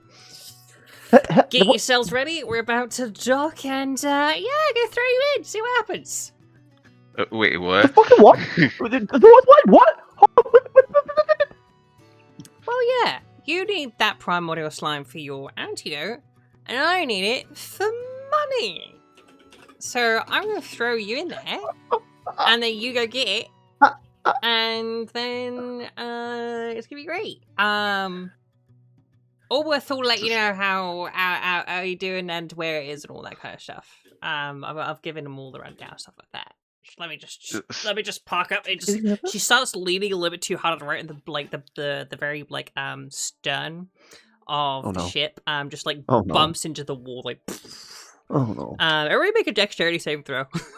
We're gonna die. Everyone make a dexterity saving throw. Oh, that's 20. Holy shit, that's not 20. I hate that way. All that. 13. 21. Okay. I'm rolling okay, aside from when I try and look cool. Why did I roll about 20 on this? Damn it. Dice came out. Oh, I have too much random crap on my desk. 15. No, sorry. 16. 21. Okay, so everybody but Allworth, you managed to hold yourselves, steady yourselves quite well. If you got the nat 20, you just the bump, and you yourself, you don't even there's nothing. You're just stiff as a board. You're good. You're right. He's a beast. But Allworth himself, they actually knocked over and sort of fall into a crate, upside down. Just Captain, can I try to catch Allworth? You could go ahead, try and catch Allworth. What would the roll be? That would be an athletics. Athletics. Oh, and I'm gonna try. I'm not gonna succeed probably, but I'm gonna try. Go for it. What the fuck is it with my nat ones today? Holy fucking shit! Amazing. Another nat one. Okay, you roll a nat 1, and you will be... This is the second nat 1 of 4 rolls today. What the fuck? Oh, lol. You get I guess I'm you get tipping. 3 force damage. Jesus, okay. Yeah, that's fine. As Allworth just crushes you, just flat pancaked. You just appreciate it. Thank you very much. Just gets off you and just in pain.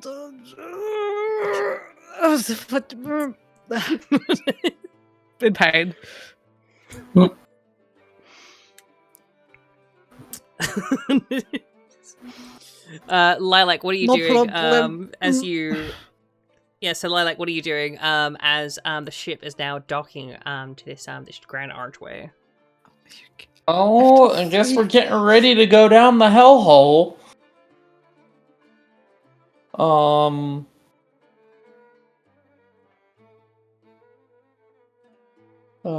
We've had a long rest since our last doing dumb shit.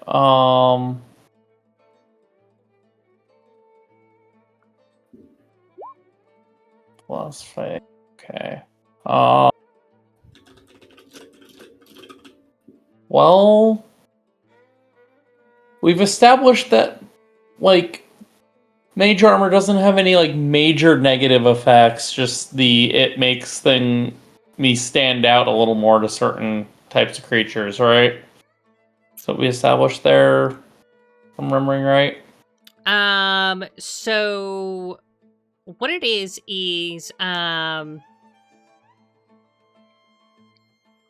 So you can cast it, and you're okay to happen. There's nothing negative happening to you yet, so you're more than welcome to cast it now. It's just he's last time you did, you noticed that so in the outer planes, magic itself works a little bit differently, and in the abyss, when you cast certain schools of magic, depending on what layer you're on, you will have to have permission to cast certain schools. Where you were in Presunia, you can cast magic. That's absolutely fine. But some schools, the energy of the abyss itself just has a bit of a presence. It just sort of echoes back to you, going, Hey, that's stinky.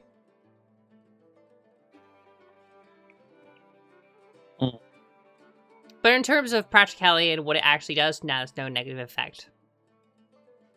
Mm-hmm. So you're more than welcome to cast it. Yep.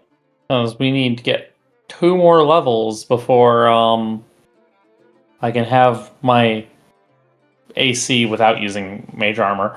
No, you're good to cast it, so go ahead.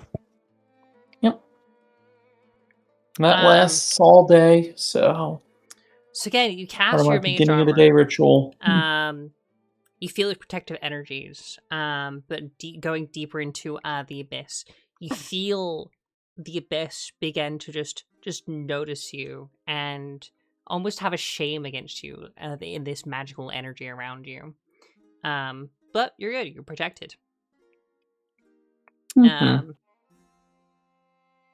All right. Anything else you're doing? As you before you start this archway. That's my main preparation step. So. Okay. All right. Anything else you want to do, or are you good? That's it. Okay, Kluthe. What you doing? So I'm gonna look at this hole and be like, so is this like a portal thing? Like, how are we getting back out of it? And essentially, just ask the captain this while we're getting close. So,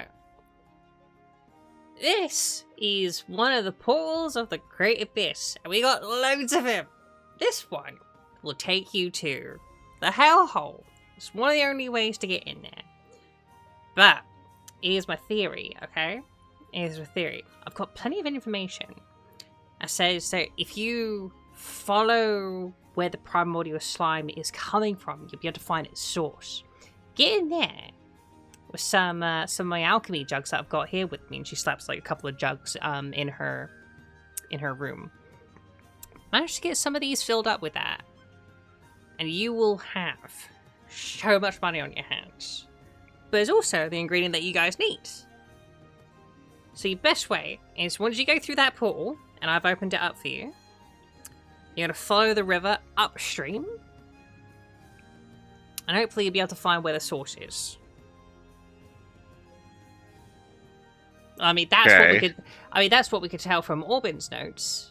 Well, whatever lifted up a little bit it's got. She pulls out like a note, like it's like folded like note from her pocket, and it's just a small corner torn with like a couple of like small notes written on it.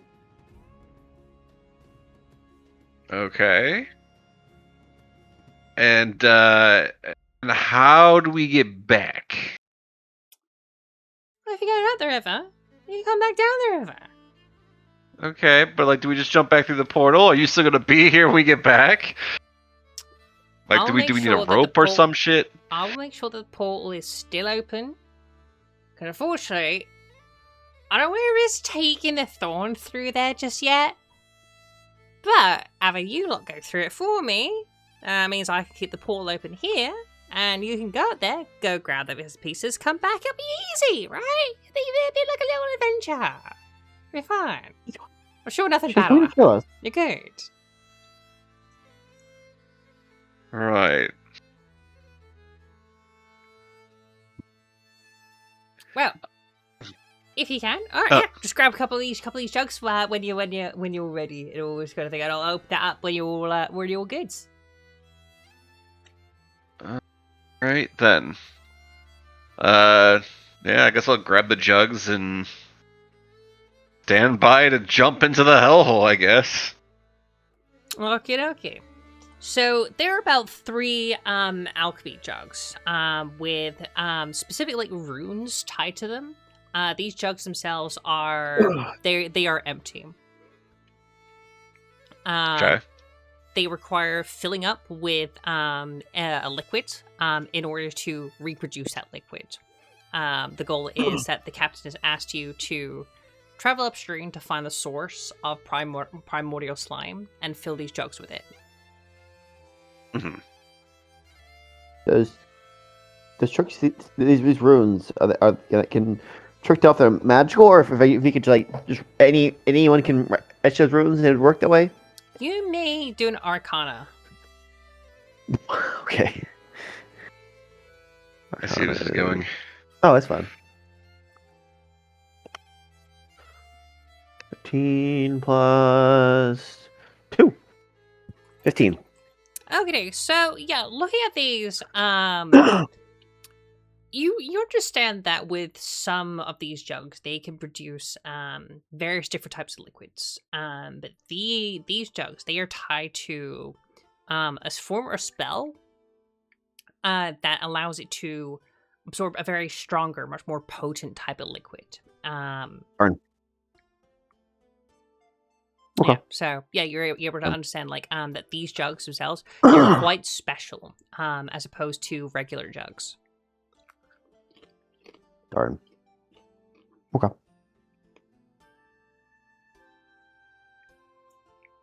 All right. Anything else you want to do, Kluthe?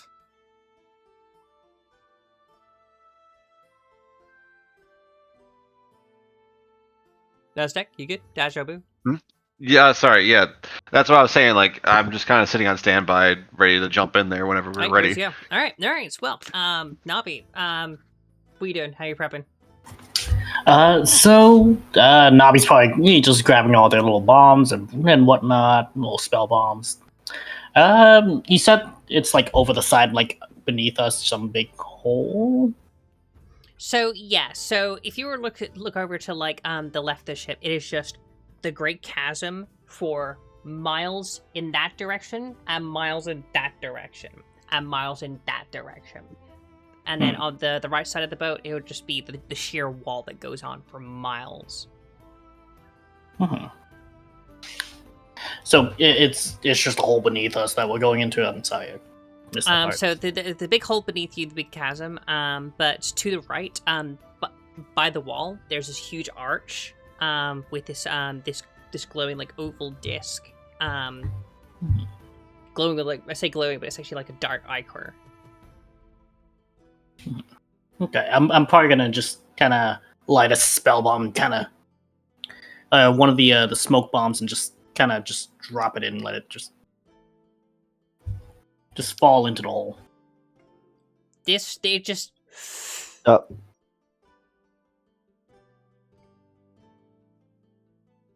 And it's gone. Okay, well. Well, other than that, that's pretty much it. That's all I can think of. Okay, yeah, just throw a smoke bomb just down. Okay, cool.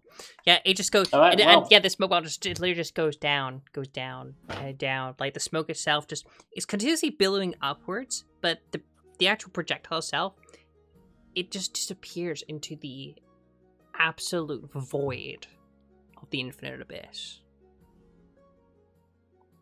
On the back side, it goes back up. The smoke is coming back up. So that's a good sign, right? It's just a plume of smoke that just continuously now is falling down into the infinite depths of the abyss. That's the right, well, just throw it Wait, right other than the abyss or the portal? No, so over Oh, one I thought side it was going for is the the portal. great abyss. Oh, you're trying to throw the smoke into the portal. Yeah. Yeah. Oh, right. So as you throw it at this this field, it as you throw this, it hits the air, this field of the portal. It starts to twist and convert before the can of smoke itself crunches and then drops. What?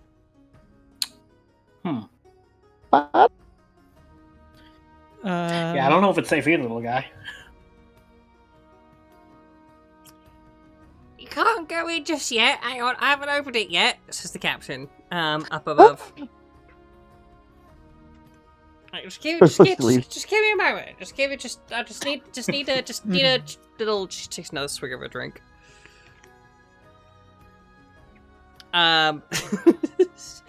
Rube, what are you doing as the captain is just about to ready open up the gate? I look to Orworth and just go, Orworth, do you think I should take this one? And just like generally gestures to the a bit cooked sort of appearance and existence of Rube at the moment. So I couldn't quite hear you then. Like reaches down, like tries to like lift you up again, peeling you off the floor after. This is still while on the floor. I'm just looking up. I suddenly just look over to the. Oh, sorry about that. Oh my bad. Are you okay? Should I take this one? I don't know if I have the energy for that hellhole again. Oh no, you'll be fine. You'll be good. Honestly, like go to there, just grab a couple of things. You'll be back, right? I think Rube just like picks like a stem of some stimulant of some sort off of their belt and just slams it into their shoulder. And you can see their eyes just immediately perk up and they're like, okay, I can do this. Right. And then they just sort of actually go over to get a proper look at the portal because I would assume they've been down here before, but it's been a little bit. So when it comes to this area, no, you haven't. You've only visited like the Pazunia, the very first layer. But here you've gone very deep down into this chasm. It's somewhere you haven't actually been before. This is a little bit new to you. So yeah, Rube pops over to get a look at the portal. But you yourself, you as a planar, you are familiar with what portals are. You probably understand like with most portals they require a key to open them. And for this portal, as big of an archway as it is, as small as the opening is itself, you can only assume that the captain themselves, actually, you would know this, the captain has a unique ability to open up any portal within the abyss. And you understand that it is quite a sight to see. And she does exactly that as you prepare yourself. She gets herself ready, like stretches her arms, corrects her neck a little bit, and sort of stands before a portal, raises her hand, and the glow of her chest seems to glow a little bit more stronger. The dark ichor that spins in a oval disc, it begins to get a little bit more energetic, become more animated. As it does, it has a much more drawing energy. It grows and grows and grows until it opens up into a wide open portal. Straight through it, you can see some lights, some shimmerings of colors within a black void. This energy draws you inward, pulling inwards. It is huge and large. The ship itself is quite like flush up against it, so it would be merely almost like stepping through a doorway once you are ready. After the portal is opened by the great powers of this captain, she staggers a little bit, looks down, manages to take a drink of her bottle, and readjusts her glasses. Right. There we go. So, I should say, go on. What I did before was be using remedy on myself. But can I switch it? Like it can heal blinded, deaf, and paralyzed poison. Can I get rid of the exhaustion with remedy? Just for the sake of we're about to do some dangerous shit and I have an exhaustion point because it's funny. Cool. Thank you. We can do that. Yep. All right. So yeah, you managed to get rid of that exhaustion point. There's an exhaustion point earlier on because when you came in, you were tired. It was funny. I'm still tired. My head hurts. And also Rube's been up all night, so it makes sense. So after, so you zip yourself up, and you all. It also heals me of that hit point of that stuff I lost. Actually, get your hit points. It heals. Yeah, get my hit points back. We love free hit points. Freaking method. And just for giggles, Nabi's gonna do the same thing with the smoke screen again. Just toss that through the portal. And this time your smoke screen, and it just sinks straight in and goes straight through. The portal is now open and ready for you. Nice. Which way does this? So the portal's below us, facing upwards, or no? It's a which flat orientation portal. So it's flush against the wall. Okay. Oh, it's against the wall. Against the cliffside. No, I thought it was below. So yeah, beneath you is So beneath you is just a giant pit chasm. That's all there is beneath you. Oh, So the okay. wall is the portal that you Oh. can step through. Okay. Does the smoke come out at all? So when you Get the threw the portal? grenade in, the smoke itself did also go through, and some of it is billowing outwards. So it seems like there is a solid connection. Okay. So that's imply wind. Okay. Right, I wish all of you good luck, and just don't die. At least for 5 minutes. I've got the solid bet for you guys. I think you've got this. All right. Slaps Rube on the back. All right. Get ready to go. Right. Yep. We are doing this. All right. Are we all ready to jump into the portal? With your gear, couple of jugs, bits and pieces. Are you all ready to go? Before I do that, Can Trook look at the brew? Just check on it. Give it a little investigation check on it, or a Arcana check. You can little check sippy on sip. the brew, absolutely. Okay. So you just done a long rest with your brew. Yep. What did you put in again? A Rot Reaper head. I'm hoping some sort of like resistance across or something from it. Something like that. A Rot Weaver. There Yep. is something that I could do for you, maybe. Let's have a look. See.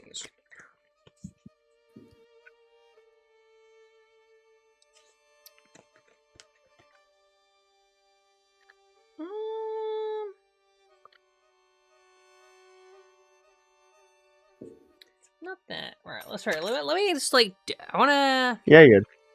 What could be a good item? What could be a good potion for this? I'm just like genuinely thinking about this. It's a Rot Weaver. What does it do? What does a Rot Weaver do?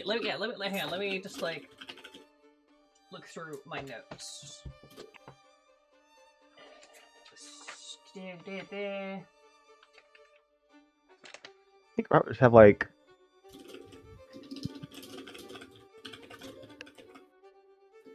Okay.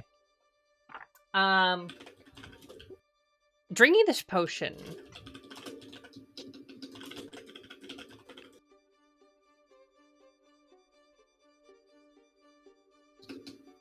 Let's make a carbon check on it. Just checking on it. Let's do.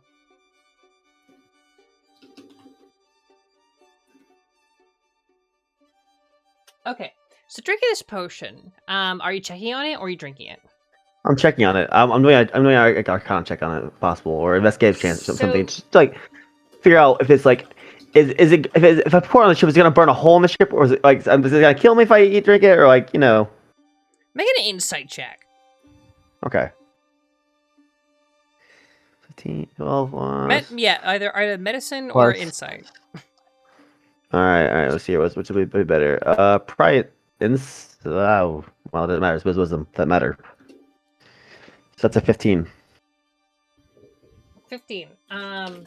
Look at What's this your- brew. It has a very thin layer of mica and mold on the top. It bubbles and Mica. it brews with slight little clouds leading from it.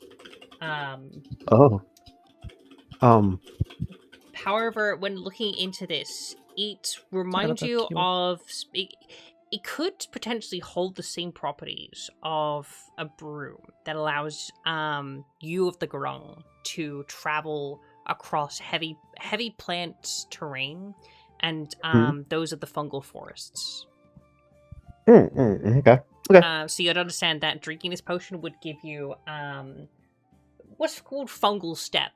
You ignore difficult terrain with plants and fungus. Okay. First, gonna immediately bottle one of those up and put it away into his room before they get ready. Go for it. I can play later. The other one's gonna stay in the barrel though. All right, staying in the barrel. Ready up. Right. Nice. So one goes in there. One in the room, one in the barrel. Nice one. All right. Anybody else got anything before you jump in? No. No. All right, cool. So as you all gear up, so Trook, how do you want to jump into the portal? Oh, he's jumping like dodge diving into the portal. Dodges. Yeah. He's on that. He's on the whole thing. Imagine So, like- full like stretching and everything before you properly leap in. Yeah. All right, so you dive straight Doing it crazy in. frog style. Oh my It's god. like duds. It's like death diving essentially in the Netherlands, or not Netherlands, but the Nordic countries. So you just Yep. full Oh, on yep, it. yep, with you. Viv, how are you jumping into the portal? Think just like is the portal? It's against the wall, so honestly, probably just stepping through normally. Like I don't see a need to be going super over the top with this. Just nonchalant. All right, nice little hop. Rube just loads a shot, probably. You load a Yeah. shot. I'm keeping it loaded. Kluthe, how are you jumping in?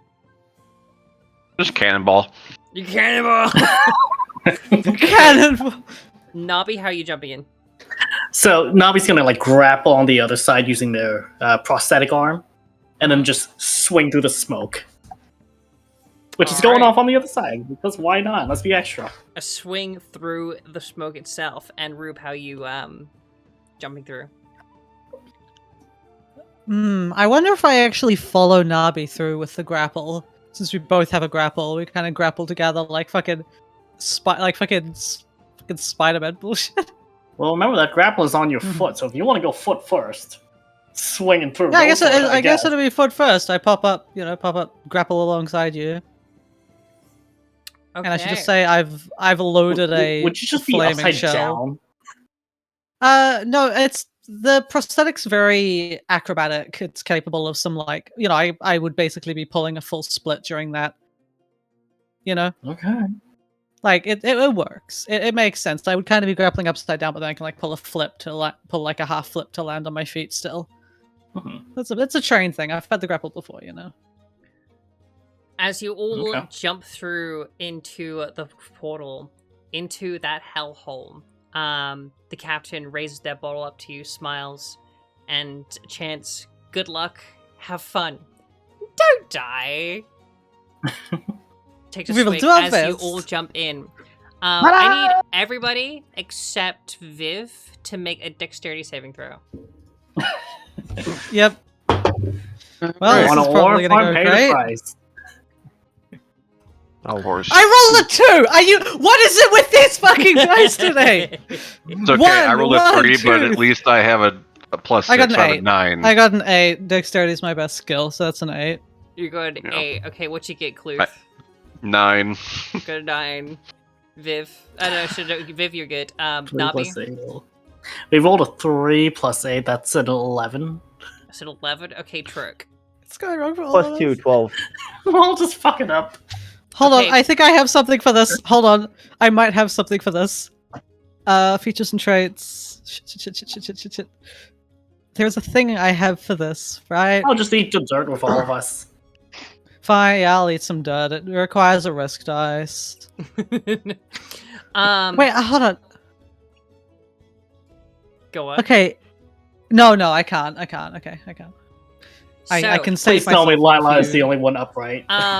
So, as Viv steps through, your paws meet the ground whilst your friends exit the portal on the other side. And I'm gonna ask each of you how you eat the dirt. So Trook, how do you as you dive Well, I mean, dove through? How do you land in the ground? Oh, mind you, I was doing a death dive, so I was like I was jumping through like this. Going. Hold on, we got the Oh god! Oh god! Right, I'm with you. Oh, wait, Okay, we got the let's aqua cap. Okay, so straight onto your Aquaman face. jump Yeah. scare. Just Yeah. face plant. Full on face slam. Okay, so Viv, you're good. Kluthe, how do you eat the dirt? Essentially, since I'm already in a cannonball, I just like straight hit my ass. Nabi, how do you eat dirt? So Nabi's swinging through. You see them emerge from the smoke, release, and then face plant. And Rube, go for it. I in an attempt to like do a cool landing, I end up hitting some quite soft dirt, and the not the gun, but the Soft other dirt leg just just does. gets completely buried. Like I'm up to my knee on one leg in the dirt. And that is exactly it. As you all land through, Viv, you step, and the first thing that you see, Viv, and everybody else eventually as you look around you, is this beautiful, gorgeous, lush forest with oversaturated colors, various different plants, trees of intricate designs as they grow all around you. You can hear around you chirps and whistles all around you. It is a vibrant, beautiful, gorgeous living paradise. You are on what seems to be like a slight, like top of a hill-ish, as this portal is like flowing against this arch of trees that hold this portal together that you've just jumped through. The grass is soft. The dirt itself is very soft. There's the mound that Rube has landed in. The trees grow various different leaves and fruit. In front of you, you see these huge mountains that stand tall and perfectly perfect, and almost like you can maybe see in the distance other mountains that come in from the sky in the clouds. We're tripping balls, aren't we? Question, because how long does that clairvoyance last? How long does clairvoyance last? Potion of clairvoyance. The spell? Potion of clairvoyance. Where is my... Blah, blah, blah, blah, blah. Gain the effect of the clairvoyant spell, no concentration. It doesn't actually... So the duration is going to be based off of the spell itself, which is duration concentration up to 10 minutes. Okay. So yeah, Um, by this now, or in this- clairvoyance would yeah, have left. Yeah. I figured. Okay, cool. So, yeah. What do you do in this beautiful, intricate, as you look around, what do you see? Trook, go for it. How do you react to this beautiful, lovely, lush scene? Is there any water? You can see that, there are some, mountains, in front of you. And you can probably make the outlines of what seems to be like a river snaking through. You can do a survival, nature, or an perception check to see more details. So survival. Okay, I guess I'm rolling perception. Yes, yeah. Okay. Do you perception? Go for it. There's a 9 plus 3, 12. You can see, there is the river. It is a little bit more larger towards the distance. You can't quite make out exactly what is happening over there. But there is like a big river that is snaking through, and you are close by you're close by to where it does eventually branch off towards you. Does it look to be of water or slime? Here to tell? Looking towards the river itself, there is a flowing liquid by it. It does seem to be like some water. It is very blue and it's very pretty. There's a slight glitter to it. I think I might have found our slime. Points off to the river. They did say go up the river. You must be sure. Okay, so I have moved y'all over to the map. out. So yeah, you can look around. You do see there is a direction of a river. That would be a little bit more like south of you. So that would be the direction you want to be heading towards there. Okay. Trook's gonna walk into the bushes towards the sound of the water, and that is. You don't have to use like the exact map. Like speed, all that kind of thing. When you use the map in this point, you just be like, I'm just walking in this general direction. I'm walking in this direction. All right, cool. Into the bushes. So you begin your walk into the bushes on your grand adventure. I'm assuming trick and track. Yeah, trick tracker with me. The frogs are back at base.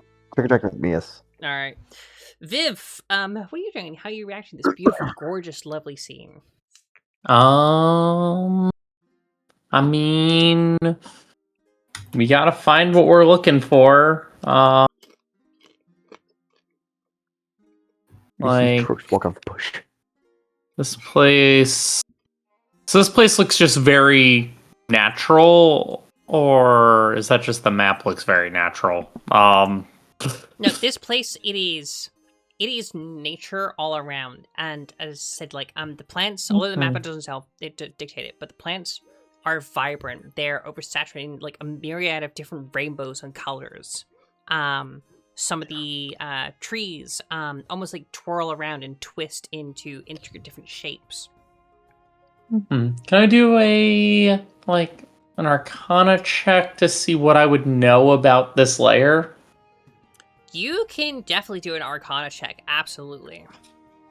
Alrighty, so that's gonna be a 16. So, with this, you can tell with this layer that this layer holds... There is no one that holds dominion. This is a very natural, raw layer of the Abyss. No one presides, no one rules. This is... It's just a beautiful, gorgeous, very powerful in energy and nature, and its magic is overflowing in this place.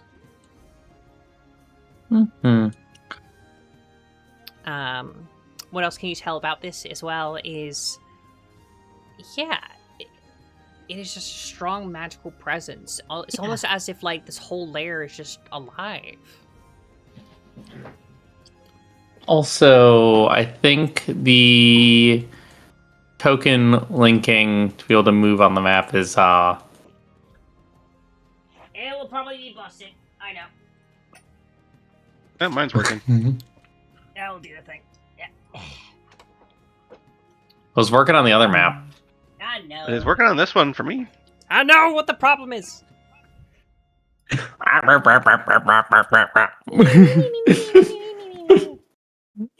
I cited you as Trook for some fucking stupid ass reason. Now you go. You're just fucking around, Trook. See you on the map. Yeah.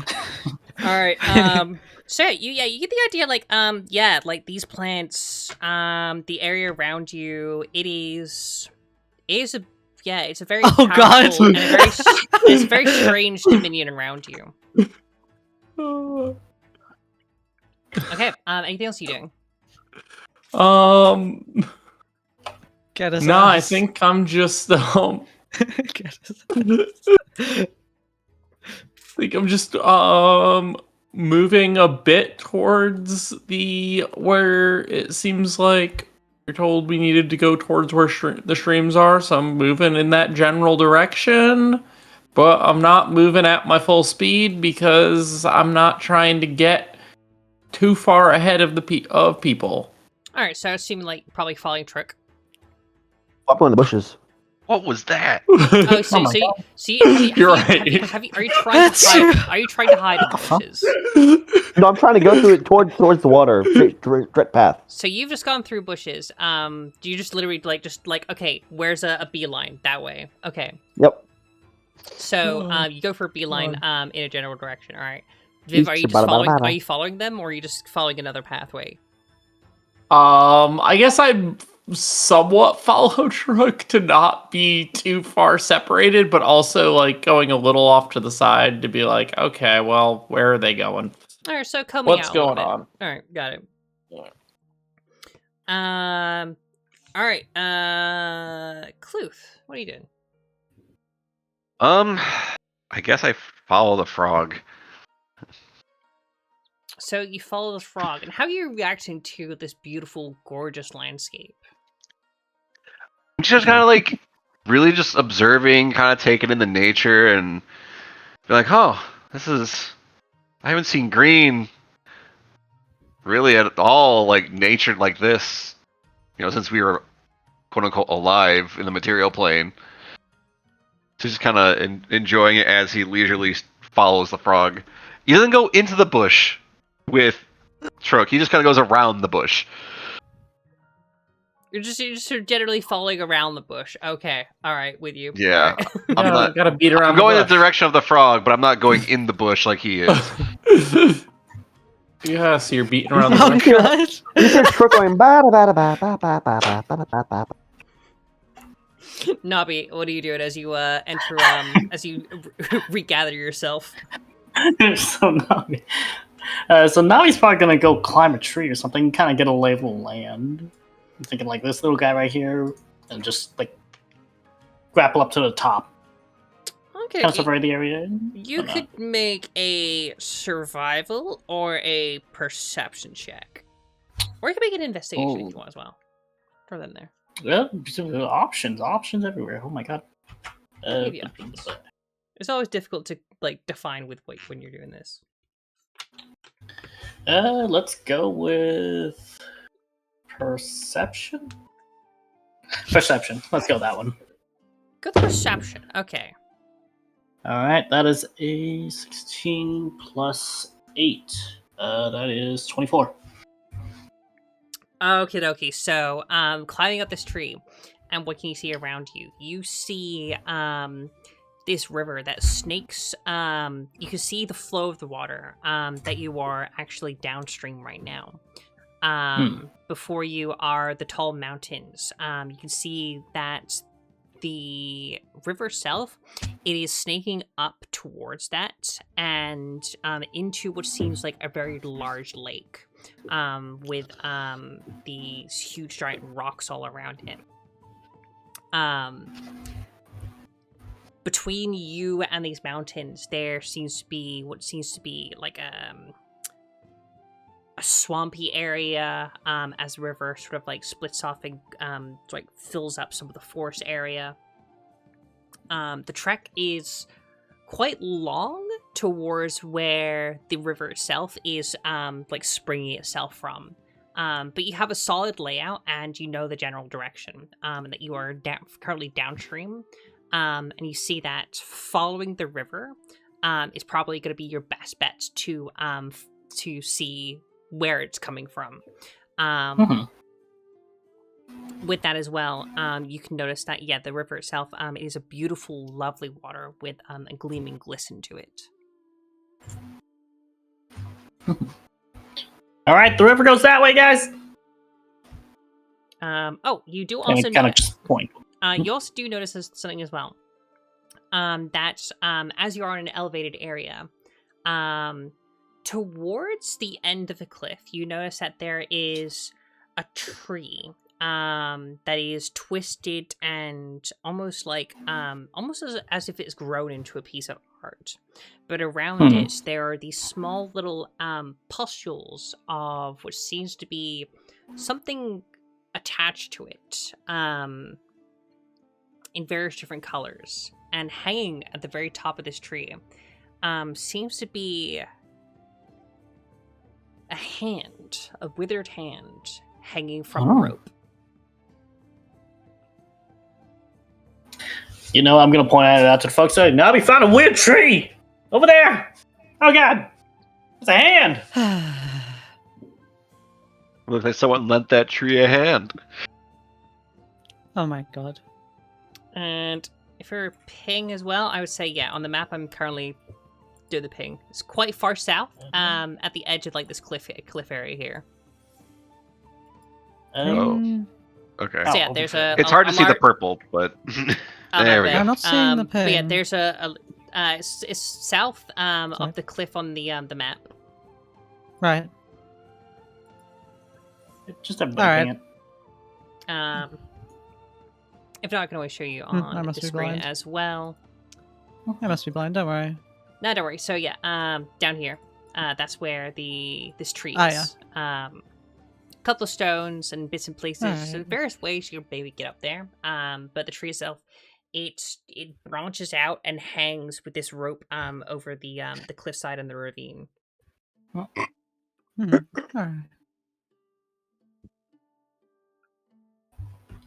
I'm probably gonna start heading over there. I don't know about y'all.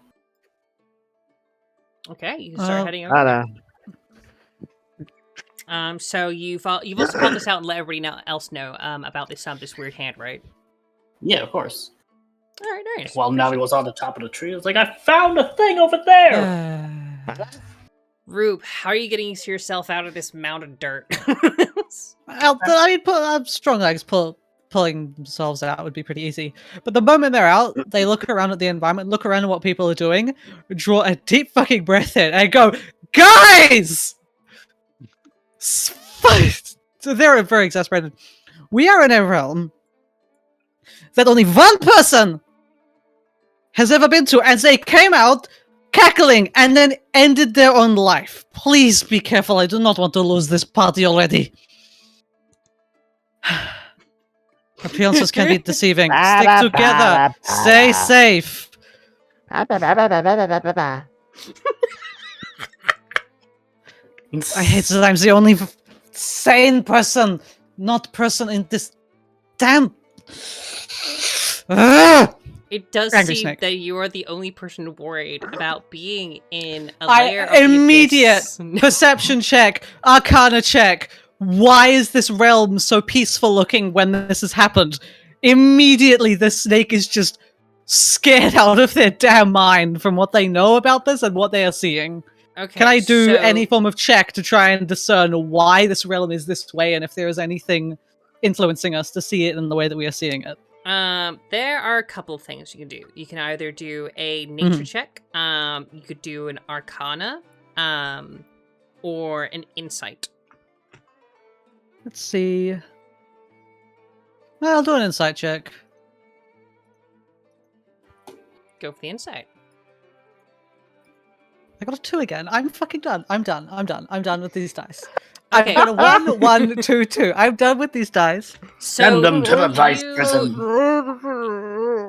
You're currently looking around, but like there are like these mosquitoes that like flying around. It's difficult to like focus. I and will just, like, not be in the your Ben eyes. Van Leer of this group. I will not be the Ben Van Leer of this group. I refuse. I'm not catching that reference. People that don't like D&D, Ben Van Leer, Bob just rolls abhorrently. Oh, all the time. Ben. Oh, yeah. I will not be the Ben Van Leer of this group.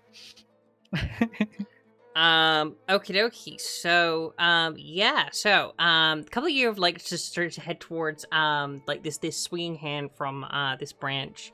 Yeah, that is and the the others- 4, so I don't see anything. And the others are thoroughly enjoying and wistfully enjoying a lovely frolic through this beautiful, lovely forest of the hellhole called. Can I just say, like, of the hellhole? Rube is continually just alert. Like, can I just put like a thing of like constantly checking for detecting what they can.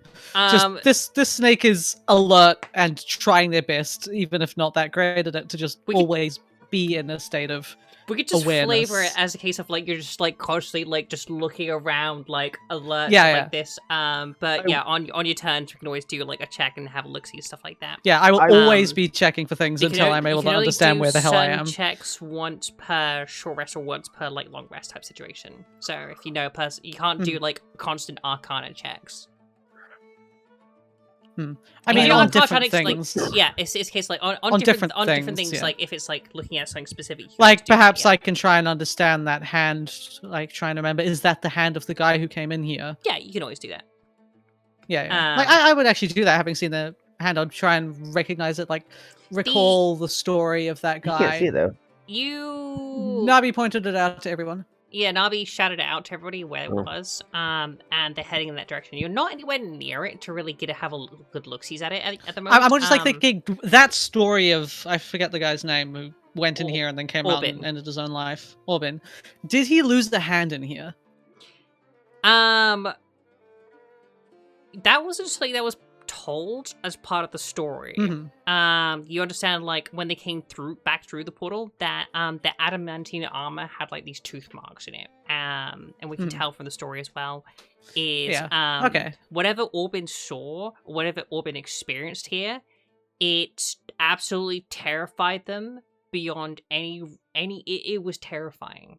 And they became incredibly irate and paranoid afterwards. And then they slit their own throat, right? I think that's where the story was. They did, yes. Yeah, they just okay. So yeah, I remind the whole party of that, and to just please don't follow him into his own death, because you do not want your own death. We have a mission here. So As Rube continues to be the only sensible person in the realm. everybody else, Lily? la la la la la. Really? Less Rube's that, just like, it's more of I'm hey. emphasizing this with flames. I'm just like, Let's- guys, please. Also, please stop actually yelling. Sorry. Sorry. You can always back away from the microphone if you could do Yeah, it. Yeah, it's a very distant, sensitive mic, and I keep trying to move it. Or to have be a in the mic right like mine spot, that just but, cuts like- out a certain. Sorry, I'm a VA. I have a good mic. Can Yeah, either cut out um, or be too loud. It's one or the other. That's how we live on Yeah, the I internet. can't pick. No, you're fine. You're good. Um, But Aqua, yes, so- go ahead because it is your turn. I do want to point out that I do have danger sense. You have danger sense. Okay, so how does Yeah. danger sense work? Grants the uncanny ability to avoid danger. It provides advantage on dexterity saving throws against you. And as you can see, it traps and spells. I did not realize that. I let that happen earlier. I should have done that. Key mechanics advantage. You roll 2 dice. Okay. You must be able to see the source of danger. Example: a pitfall, a firefall, pit trap, opening, falling rock. Features the work of your blinded, deafened, or incapacitated scope. It applies to dex throws, combat, including for monster spells, and environmental hazards. So yeah.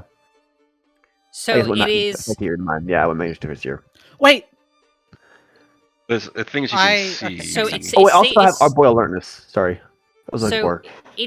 So would you say like it is like a danger spider sense, right? Yes, and also Arboreal Alertness is be proficiency in perception. So yeah, that's right. Yeah, I would say so. Yeah, Okay. even though I Um, want to like. All right. So as you walk through this forest, there's a like a shiver up your spine. Your slimy skin begins to crawl.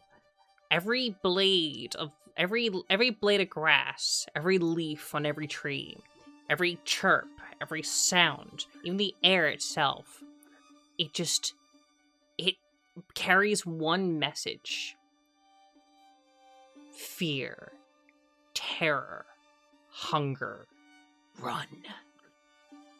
Trook just And it is all Stop. around you. Trook just stops. It goes pale. Madam?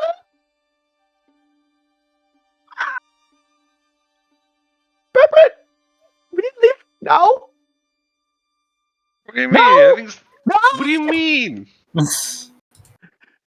Trook reaches out, tries to grab him by his little green cloth there. No. Oh, wait, am I over on this side then? Is that what you're saying? Oh yeah, I guess I'm sorry about that. Yeah. Walks me to the. No.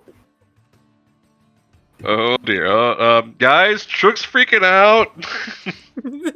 I ready flaming shell, a flaming shell shot as a as a prepared action the moment anything pops out and shows any form of malice. You're good. You're fine. Also, is the first mate with us? Sorry, go on. Is the first mate with us? No, no. The captain Who's and the blue guy? they are still back on the ship on the other side of the portal. Well, who's the blue guy then? That's not. It's That is Rube. That's Rube. That's me. I need my sorry. art done. Sorry. I need my art done. Yeah. Gotcha. It's okay. I'll just make Rube into a VR chat avatar. I could totally do this, by the way. Trook, freaks out. So you're gonna have a little bit of a freak out. Okay, understandable. So yeah, Viv. I'm sticking with the party as well. So Viv, what are you for the doing record, even if my character's over there. as you're walking through?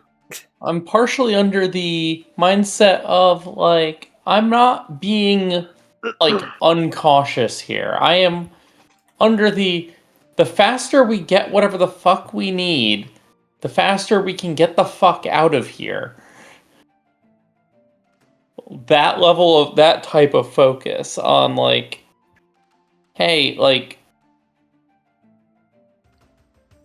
whatever is going on, if something's going to happen, it's going to happen. Like, let's try to get the shit and get out before it does.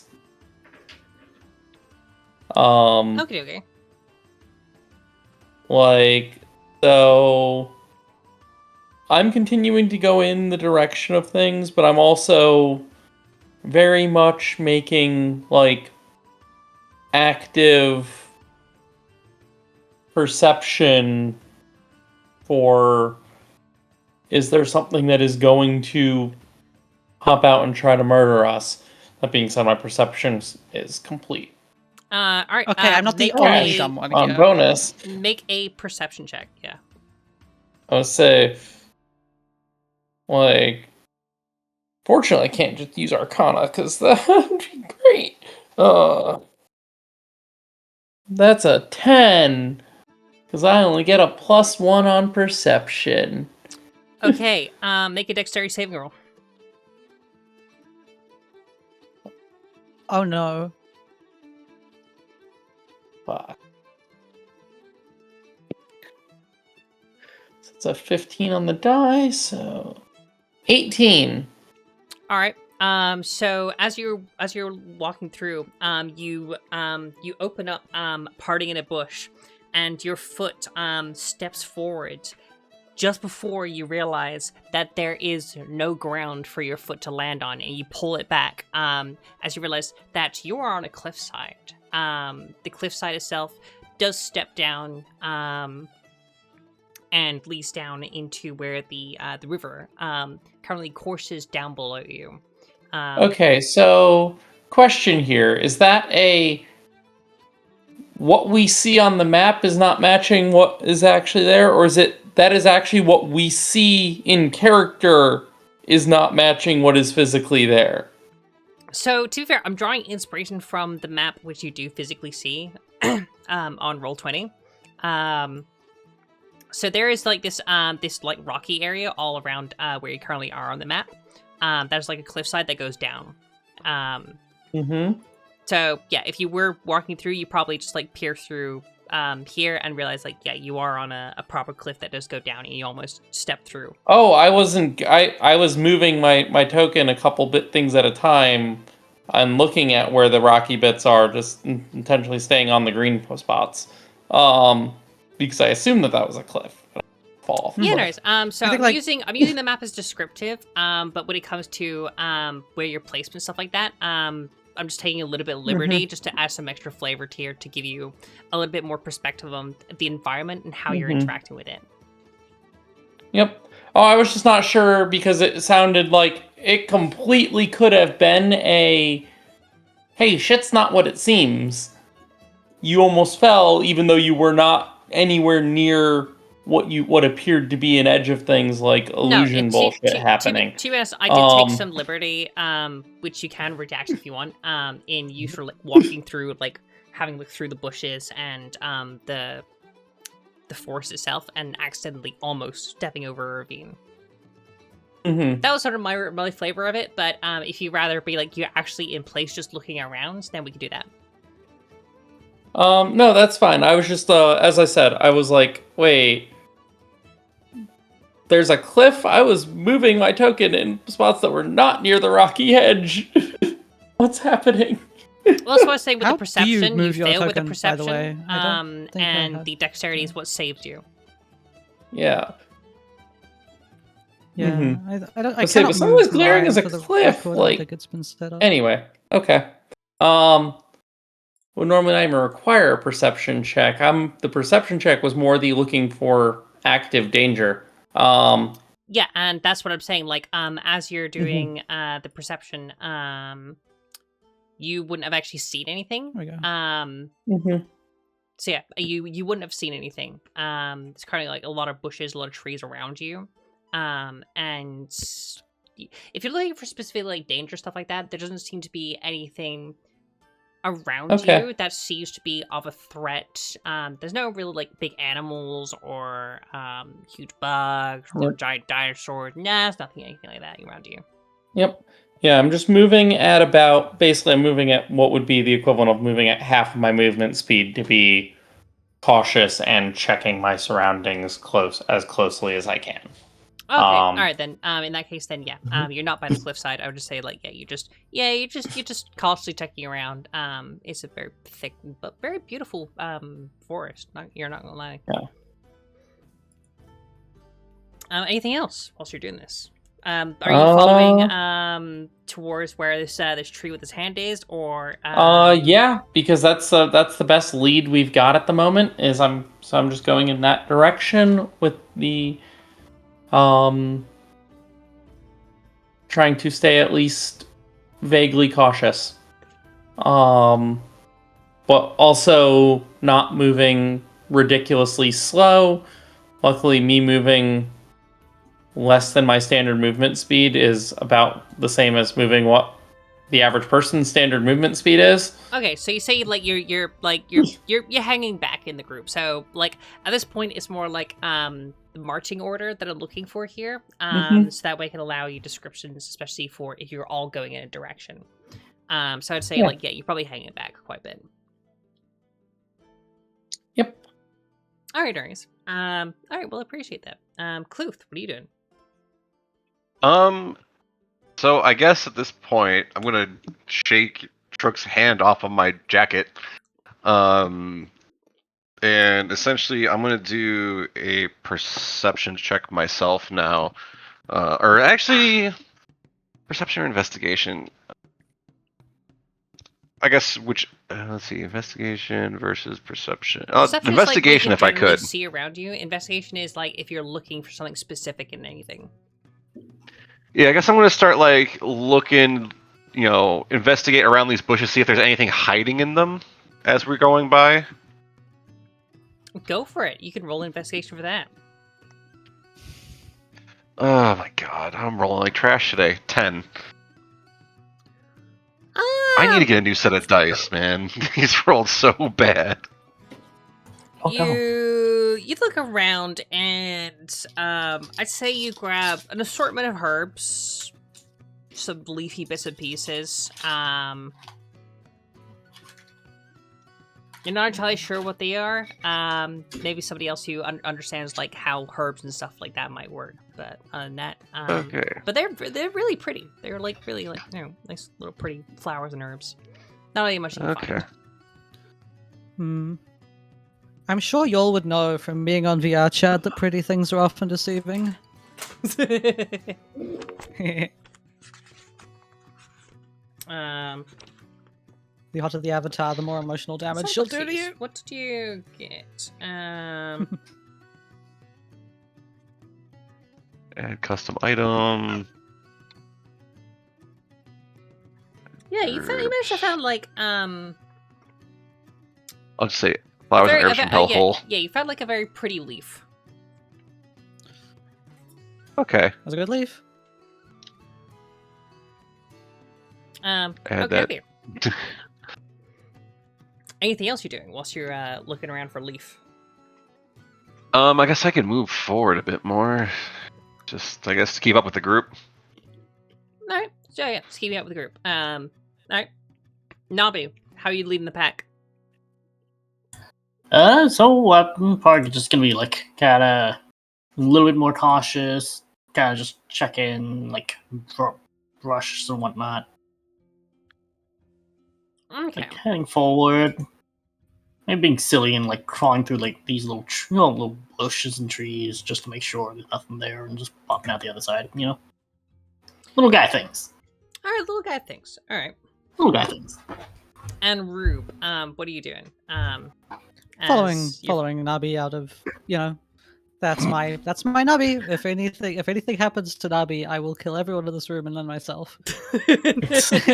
Are you actually following me through all the bushes? No, yeah, you went that way. I'm going around because Yeah. snake big, snake big. Yeah, no, I'm just a little guy. Okay. Just making sure I keep an eye on you because I have a shot loaded and you're leading the pack. You're the one in danger. Oh, it'll be fun. Aw. Keep my other eye on Trook just out of suspicion. What? But Trook's just a little guy. Trook is also a little Appearances guy. can be deceiving, Lily. We talked about this You just are a right. minute ago. Do keep an eye on him. I got you. Don't worry. I got you. Anything else? So you probably catch up to where Nabi is. In that case, then. Anything else that you're doing? Was you're looking through and you catching up? I mean, aside from generally being perceptive, I'm just. I make sure. I first I'll just tell Nabi, keep me behind you. We do not know what could be here. And all the meantime, I'm just. I think I'm just staring up at that hand up on the tree, and I'm going. I'm just trying to understand how this could have happened. Why?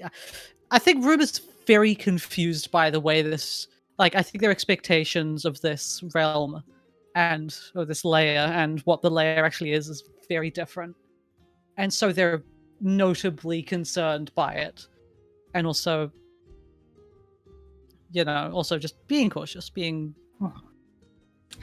thinking Meanwhile, you very have Nabi deeply. And also Meanwhile, you just have Nabi. keeping an eye out of things, rifles loaded. Mhm. But we're going to check out the hand, I think, so I am following along with that. Go ahead, Nabi. You were saying. Meanwhile, you have Nabi over here just saying, "Yippee! Reckless abandon! Whee!" Just like yay, in a forest. La la la la la la. Oh my goodness! This! Oh my god! Stop! So as you No, not actually running that far ahead. as you're running up, and everybody else has this this ear of caution. I'm gonna say as a group check, you yourselves you're being like quite cautious. And as Nabi is approaching, there's just one tree. Say it's a tree. It's just the branches and the tendrils that are trying to just claw for air, as around this tree are the huge mounds and pustules of this gaping like fungus that is dripping and has these beads of red ichor dripping from it. A very slight puff of smoke drifting for here and there from it. This fungus that is like wrapped around this tree is climbing, but at the same time dripping from its own mass. And the last branch reaches out and is over the side of the cliff side itself, with a lone rope, and hanging from it is a severed, withered hand, just swinging in the wind. Do not touch that. Swing, Can I swing. roll- Well, a bing bang. Can I roll a check to try and Hold up. just see what I can tell about it? Any Uh, of details, etc. Perhaps if I would because been in some time in the abyss. we could do so Just on your turn. Just give it a second. So Trook. I'm just making sure no one does anything stupid. So as No. everybody's No, we're all walking into that to tree. this, y'all yourselves, you see like this large tree. There are a couple patches of wood here and there. It seems maybe potentially climbable, if one would be careful and all that kind of thing. So Trook, what are you doing? What are you doing? Can Trook do a perception check on the tree and the moth itself? Is there anything? Is it alive? Is this an int or is there something on here? Is there danger? Does danger come from that tree? Looking at this tree, you could probably tell, this fungus itself is parasitic. It's nauseous. It's nasty looking. And yeah, it's slowly sapping away the life of this tree itself, as it's clawing its way to the very top. Is there a pool? Is this dripping? Is there a pool anywhere of this stuff? It is dripping, and every now and then it just drips off and falls into various different piles of this goo and this mold, this fungus. Can Trook drink his brew? While he's walking. Mm-hmm. Yeah. And then he's gonna walk up and try to scoop some of this liquor into a vial. Into vials. You wanted to put this into a vial. Okay, I would say make a medicine check. Oh, it's all dice then. Okay. 17. 17. Okay, yeah, you'd be able to scoop some of the red goo that's coming out of it, a little bit the mold, the flesh itself into the vial. So yeah, you would have a sample of this. Okay. Cork it up and put it back in my backpack. Okay, nice. So all right, cool. You have a sample of this green and black spores, as well as a red ichorous ooze. You can add that to your backpack. Okay. One second. Do it quick. All right. Cool. Actually, can I examine that closely now that it's the thing? Yeah, you could do that. I would say do a nature check. You know, is your nature or an arcana? I think my have a very bad chance for me, honestly. Or you could do survival if you want. Oh yeah, that works too. Yeah, it's the survival. 19 plus 3, 21. Okay, so you're looking at this, and you understand that that this oozing fungus, it is able to, in large wads, produce these cloud. It probably explode into a cloud of spores. You can also tell from this that it is rather effective at growing itself, almost as if it seems something that you yourself could cultivate if under the right conditions. Okay. Do I have enough in the bottle as it is, or no?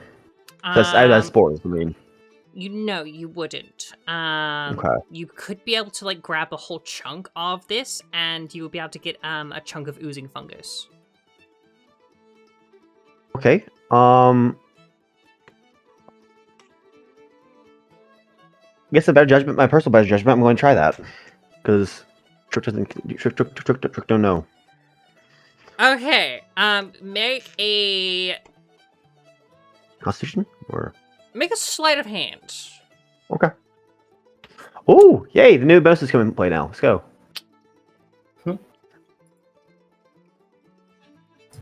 Let's see here. Sleight of hand.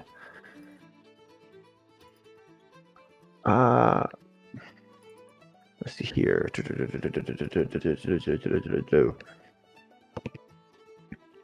Nat 20 plus 2. Fuck off. Fuck off. Damn you and your dice luck. Okay, right. Can you hand me some of that luck? Because I fucking Yeah, need it. sure.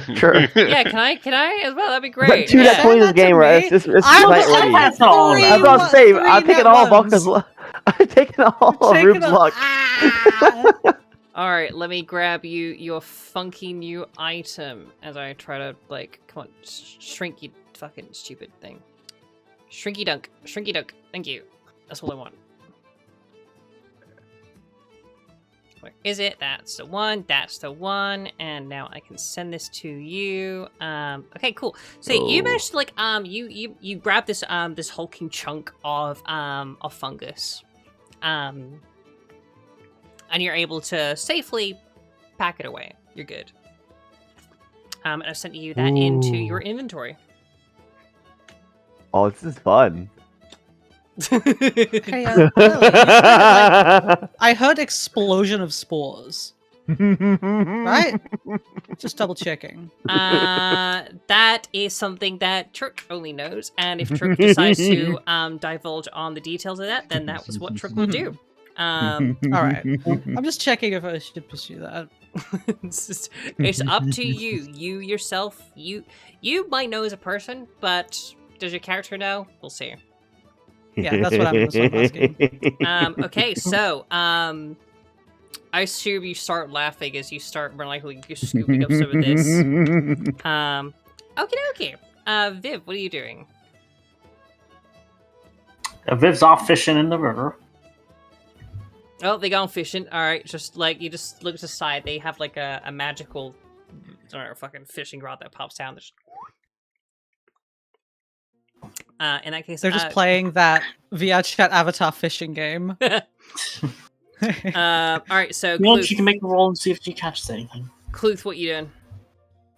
I'm essentially gonna be looking at this nasty ass tree and what Kluthe did, and be like, what Trook did there. I was like, I'm gonna not go near that. I kind of go around, but try to keep up. But I would like to investigate that tree a bit more to see if I can't gather any more info about it. Yeah, you do an investigation. Particularly that hand. Particularly the hand. Okay, go for it. See what you can do with the hand. Make an investigation 22. or perception. 22. So, looking at this hand as it swings, it has these bandages wrapped around it, but they are disheveled and hanging loose. The hand itself has these deep tattoos and markings scrawled over it, but the hand is withered, it is old, and it is no longer a hand of that belongs to the living. Around its wrist are some of these slight dulled, cracked beads as it clings to this rope, almost as if the last thing anybody did as they were holding this, they just kept holding until their body dropped off.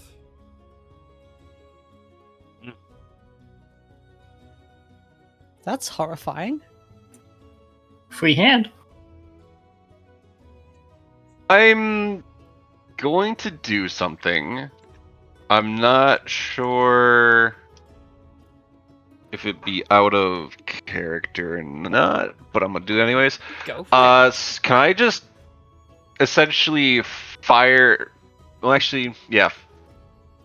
I'll shoot an arrow at that. Well, that's gonna be harder, I think. An arrow at the rope. I essentially want to snap the hand off from the rope and kind of just burn the hand as a proper kind of burial situation, so it's not just this necrosed hand hanging in the wind. I mean, if you say that's what you're trying to do, you've seen me just throw little bolts of fire at things at will. You can also ask me to use the little bird companion to And swoop Trook it has, up. Trook has shit ton of oil on him, so. Well, I just didn't want to light the tree on fire by accident, you know. So yeah, I'll ask. I'll ask if Nabi can have their little bird just kind of snap the rope, and then I'll just burn the hand. All right, can I get the hawk to kind of like fly in and grab that rope? Bye. No. Bye. You could do that, absolutely. So for your Back bird, away. make a. What could we do here? I'll make a sleight of hand. Okay, so we rolled a No. 17, and then do we It'd have be the whatever bird? the dex modifier for a giant hawk is. I'm pretty sure they don't have proficiency. Posted it somewhere. Giant hawk. Where did we post giant hawk things? Was it giant hawk or was it just hawk for the? Just Like, hawk. okay. Sorry. Wrong thing. So the stats for a hawk, the dex is a +3 modifier. Oh. 320. Dirty 20. Dirty 20. Okay. So what is it you're trying to do with this hawk again? So it's gonna swoop in, grab the rope that's attached to the hand. So the That hand the hand is itself, hanging on the to. hand is holding on to the rope. Oh. And the rope Yeah. itself is tied to the top of this the branch. Oh. Well, Yeah, we'll so probably have the hawk essentially, like grab a part of the rope, like kind of maybe like slice it up with the talons or something, and then just fly it over to us. So you want it's specifically to the rope. Okay. To the rope. I'm not touching the hand directly. Okay. I don't cool. trust severed Yeah. hands. So yeah, exactly that. Like, this hawk comes in and just snatches the rope. It does manage to actually like tear away the rope itself from the branch.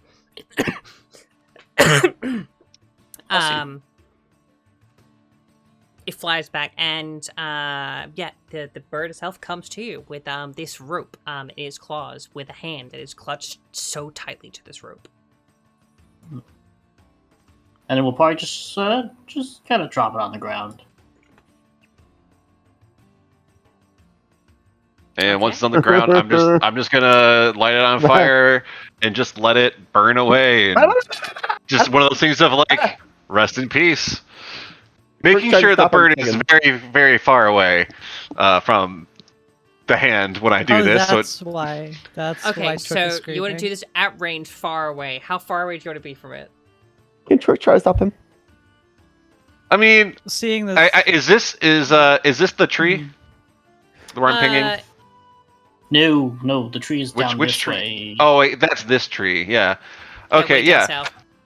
Yeah. So I guess like, if the bird were to drop it off like on this rock here, tree. then yeah, I mean I'm cool with like being here away and just shooting a fireball at it, or sorry, a firebolt at it.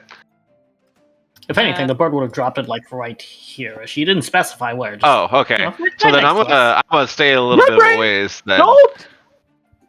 All right. Yep. I. All right, so yeah, just a Just little for the record, Don't! I'm also little- back. yellow. Viv. Now I we mean, get we're all back- backing away, but we're all hearing Trook just batter the fuck up, and I was like, "What's going on?" So yeah, Yeah, you back up to burn this thing quite far away. All right. So yeah, so roll to attack. Unless Trook wants. Dirty 20. All right. Okay. Yeah. So yeah. Describe to me. So yeah. So yeah. You fire a firebolt and to set and burn this this hand away.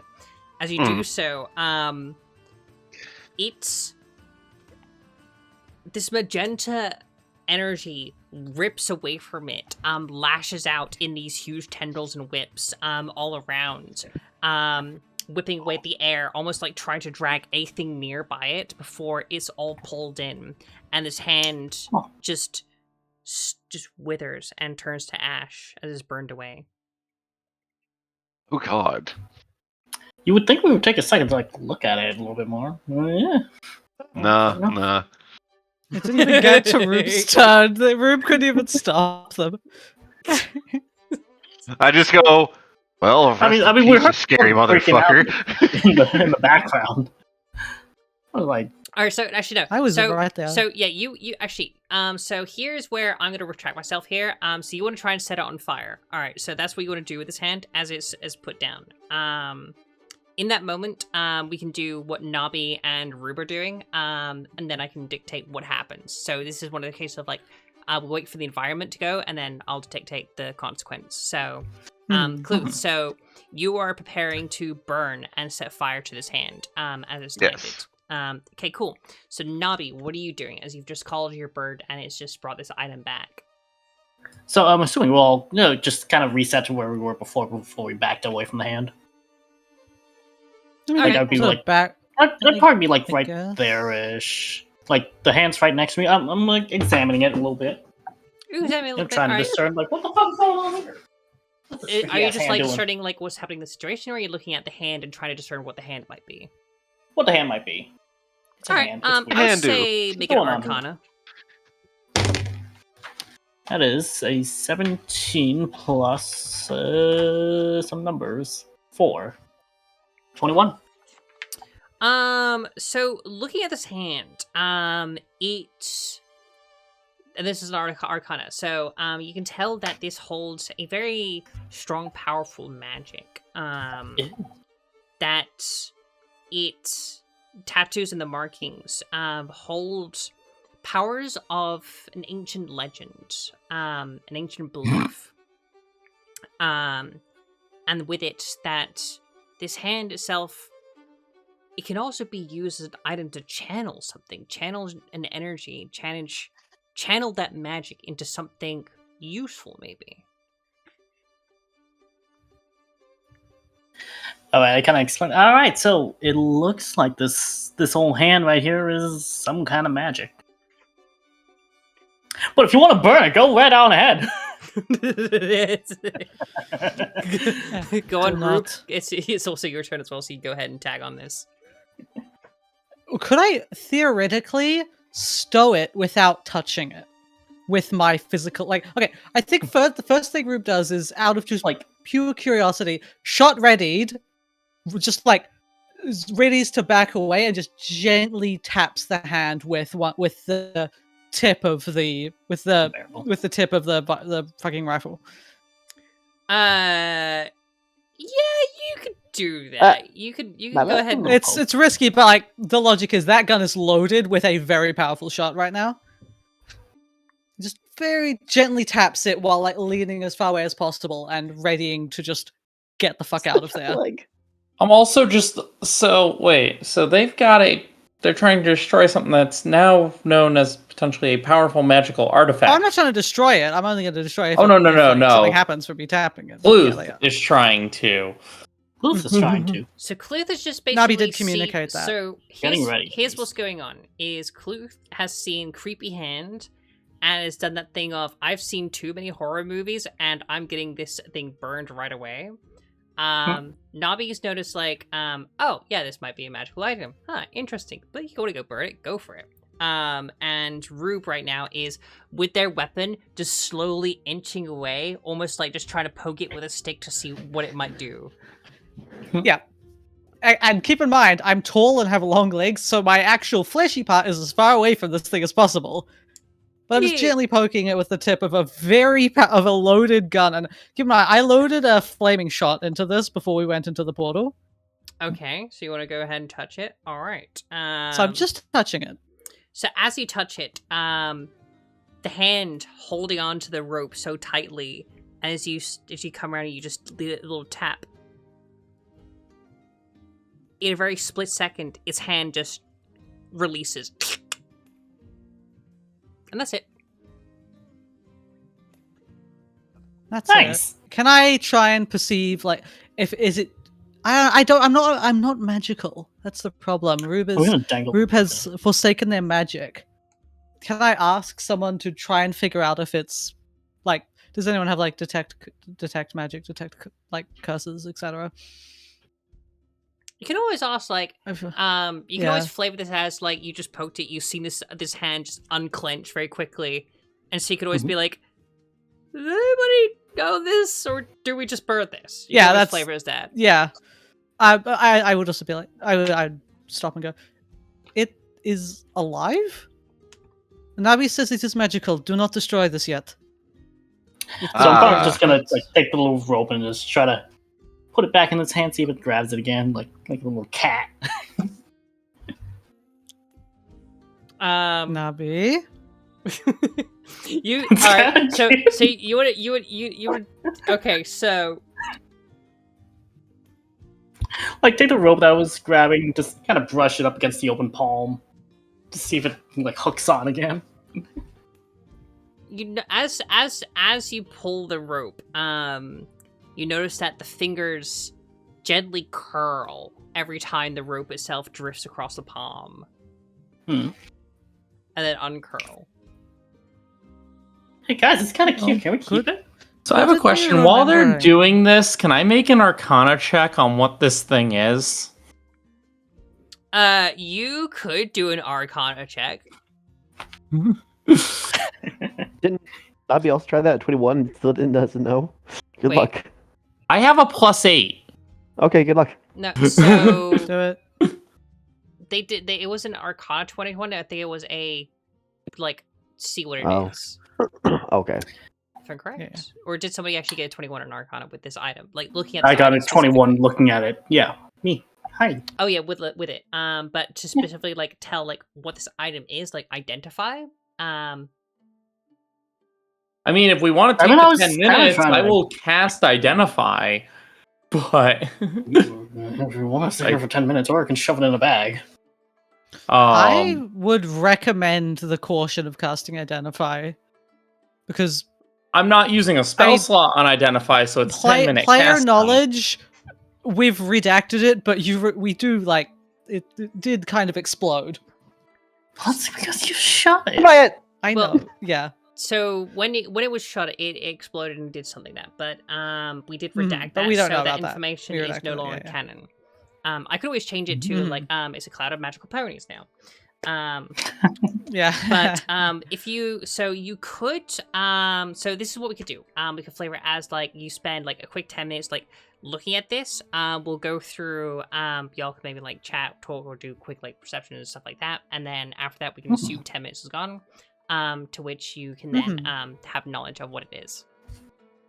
Because the reason I say that is Identify... It's a casting time of 1 minute if you're casting it using a spell slot. Yeah. But if you're casting it with... if you're casting it as a ritual... It's 10 minutes. And it's 10 minutes, but it doesn't use the spell slot. It's only level 1. Yes, but also it's a level 1. It's a case of That's you fair, could just that be a is case of you all sit down whilst Viv just does detect magic for 10 minutes. So that could be flavor as that, or it could be a case of y'all as a group decide to be nah, actually we actually want to start moving on. So do you believe as a group you should spend a time to look at this hand, or do you want to be moving on? What is the consensus? I feel like we this have is time to waste. Squishy. Sit down, spend time figuring out what we want to do, have a more condensed plan. Okay, You know, so I would say, who leads I the personally party, what do we believe do, what do we have that to worry we about? should check out whatever this is.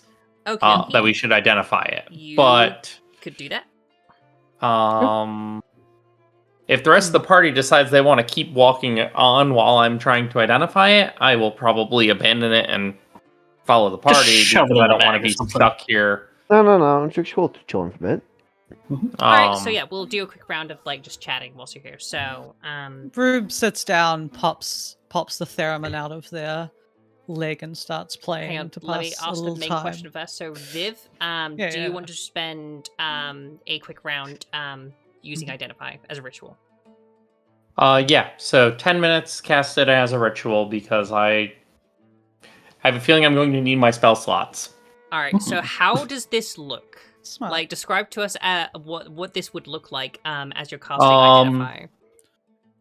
I would say it's she pulls out her book, and basically just channels magic through the book, a bit above the object. And and just like channeling magic into the object while holding her book and just focusing on that while ritual casting. Okay. Appreciate that. Sorry, popcorn moment. I was like, I need some popcorn. Alright, so Trook. Plain butter. As your friend is casting this ritual, what are you doing right now?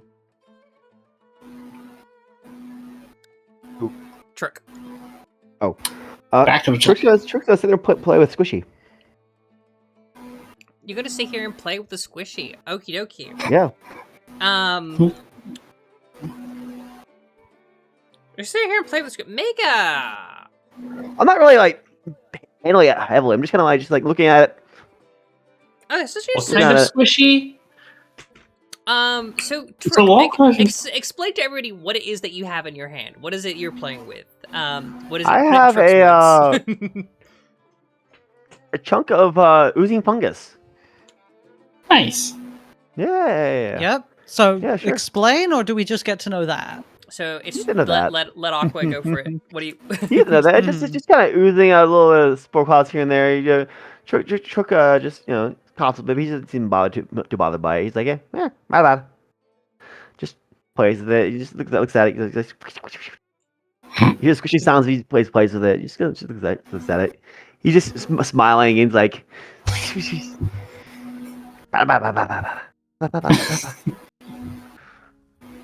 And you see, Trook and Track is looking over like, what the fuck is this rug doing? I'm smashing everyone. Just slowly starts looking at Trook. All right, so Yeah. you're playing with your chunk of ooze. Viv Yep. is currently doing their ritual. Whilst this is going on, Kluthe, what are you doing?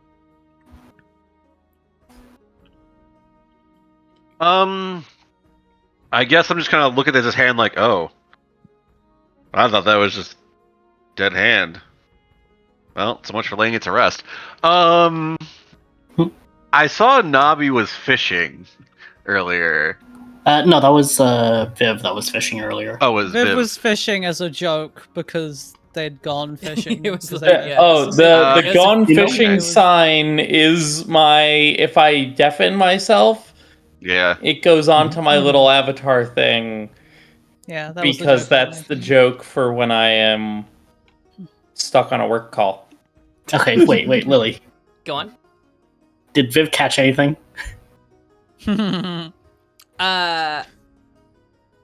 Roll a nature Flies in check the for me, mouth. Viv.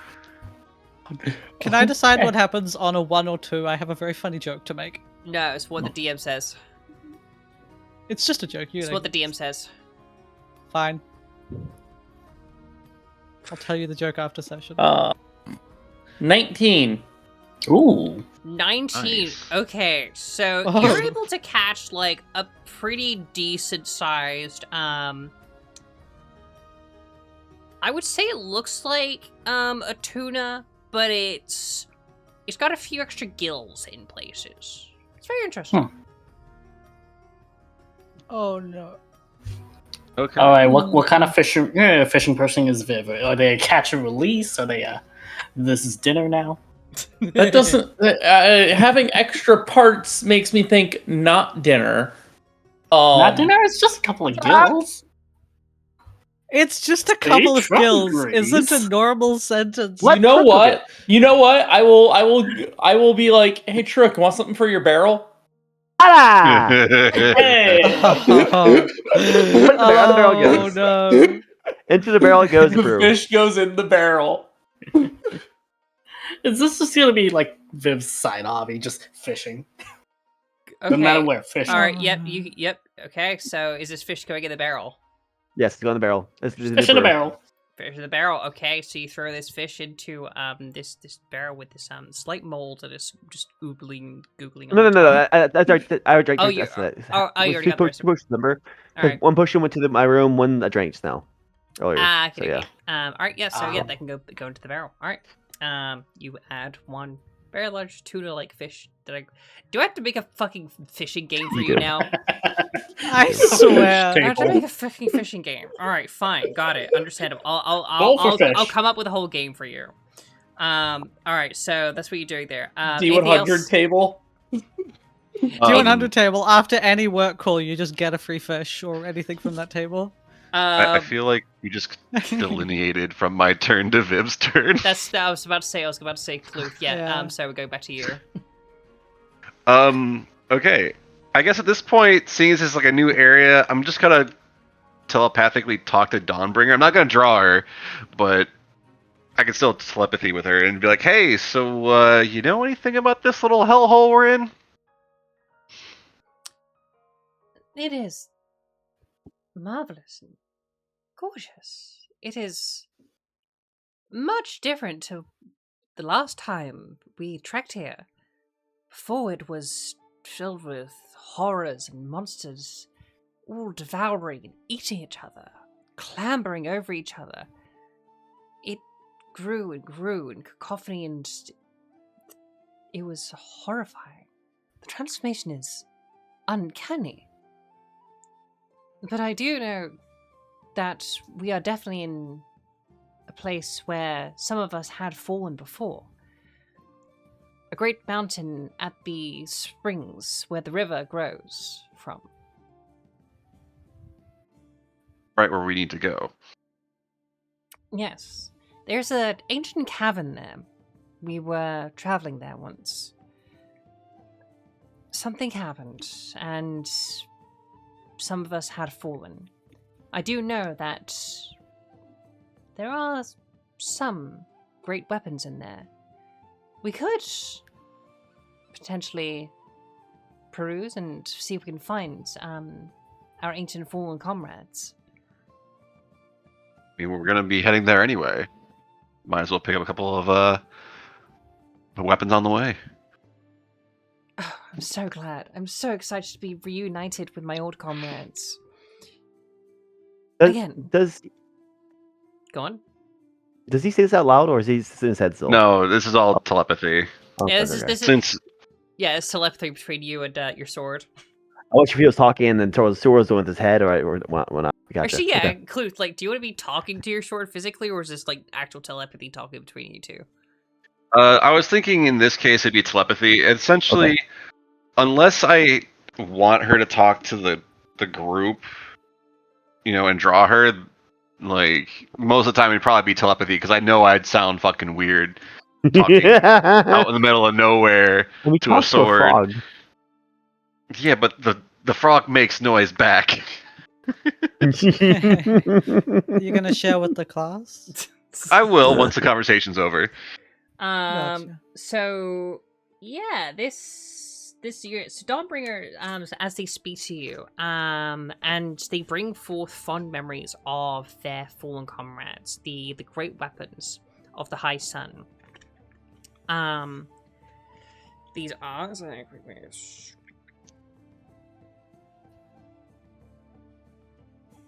one of them being a large blade and scimitar, and another image of a great, powerful halberd. You are presented with images and flashes of great battles fought, and with that you now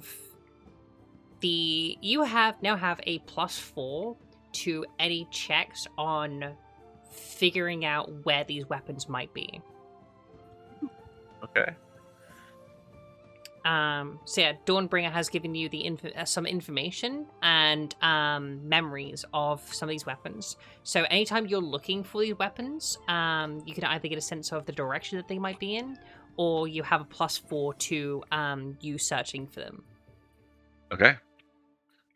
Mm-hmm. But you understand, yeah, some of the weapons of the High Sun are here. Okay. So then I guess after that conversation wraps up, I will announce to the party, like, hey, talk to Dawnbringer. There are weapons of the High Sun here, a scimitar, a halberd. They're up at our destination, up in the mountain where the spring begins. So I think we should spend some time as well looking for these weapons while we're here, after collecting our alchemical ingredients. That would be good for our long-term survival. Thank you. Looks up at him like, oh, she hugged weapons now too, not just frogs. God, you are losing your mind. You've talked to her before, asshole. Whatever you say, Barbara. Whatever you say.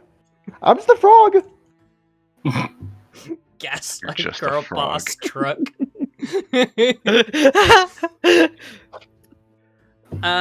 Trook has girl boss energy. The funny part is, I have comprehend languages as a spell. I know, but I've never bothered casting It's it. too funny. It's too funny. It is too funny. Oh man. Sorry, anything else after talking with Dawnbringer? Yeah. As a retort, I'm going to use mimicry in Trook's voice. Go, I'm just a frog.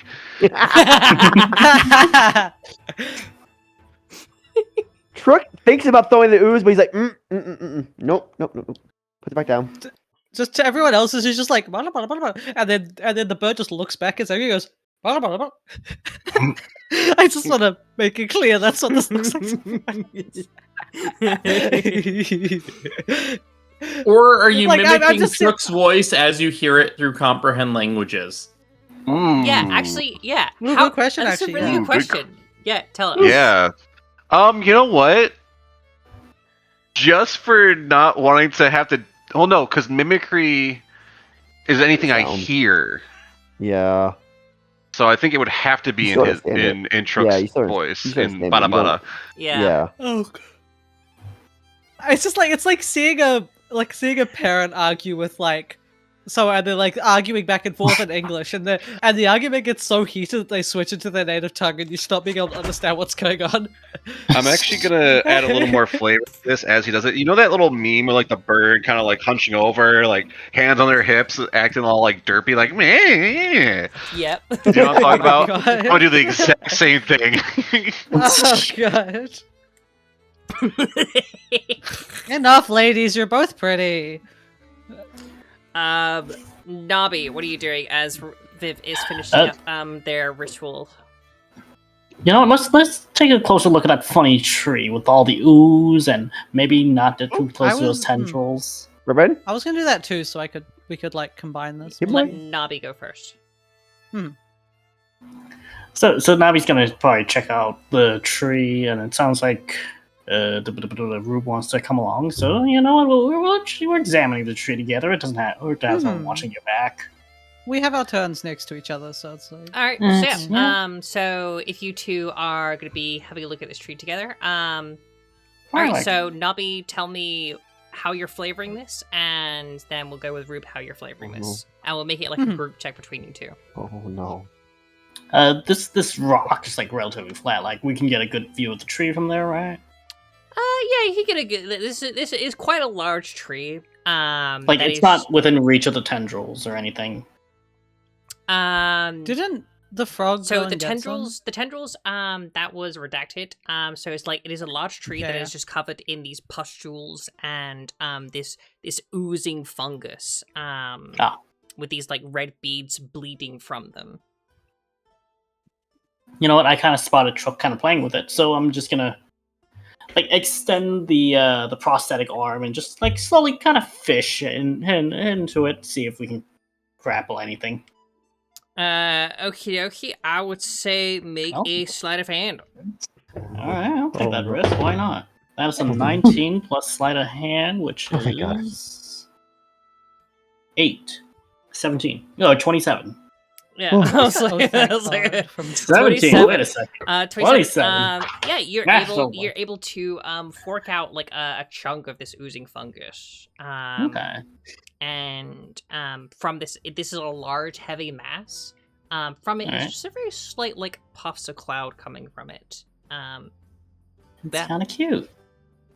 Can I discern what I have in my hand exactly? If you want to discern exactly what it is, then I would say make a Arcana or a Nature check. And if you wanted to be doing this with Rube as well, if they wanted to also discern what it is, you can do that together. I was thinking I would take a sample as well. Yeah. Yeah, you can either. I was gonna basically do what Trook did and like take enough to like potentially cultivate if this could prove useful. All right, that is a 13 plus 4. So what am I rolling? So 13 plus 4, you are rolling a medicine or an Wait, arcane medicine? check. Medicine.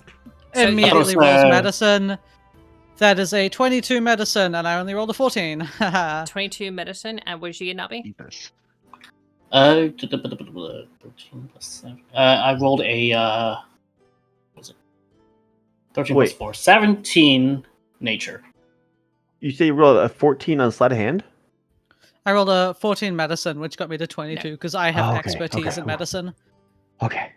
So I'd imagine like this is Rube like helping Nabi like investigate what this is, and Nabi's the one that grabbed it, and they managed to get the sleight of hand earlier on. Like we still have the same chunk, right? So between you two, you discern holding this chunk of ooze that this is a fast-growing mold, easily reproduced under the correct conditions. And between you two, you both are able to understand and identify the properties of what this oozing fungus is.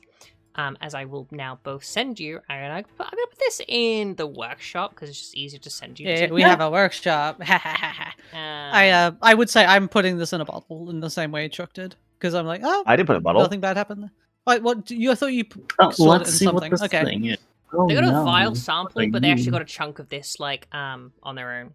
Okay. So in the chunk itself, like once you grab it, it becomes like manageable on its own as an item for you to use. So it stabilizes into an item that we can use. Yeah. And Okay. you're and Hua, you are the one holding one of these chunks. Yep. So I once you've have got a that, question for you, Lily. Go for it. Can I put it in a shell?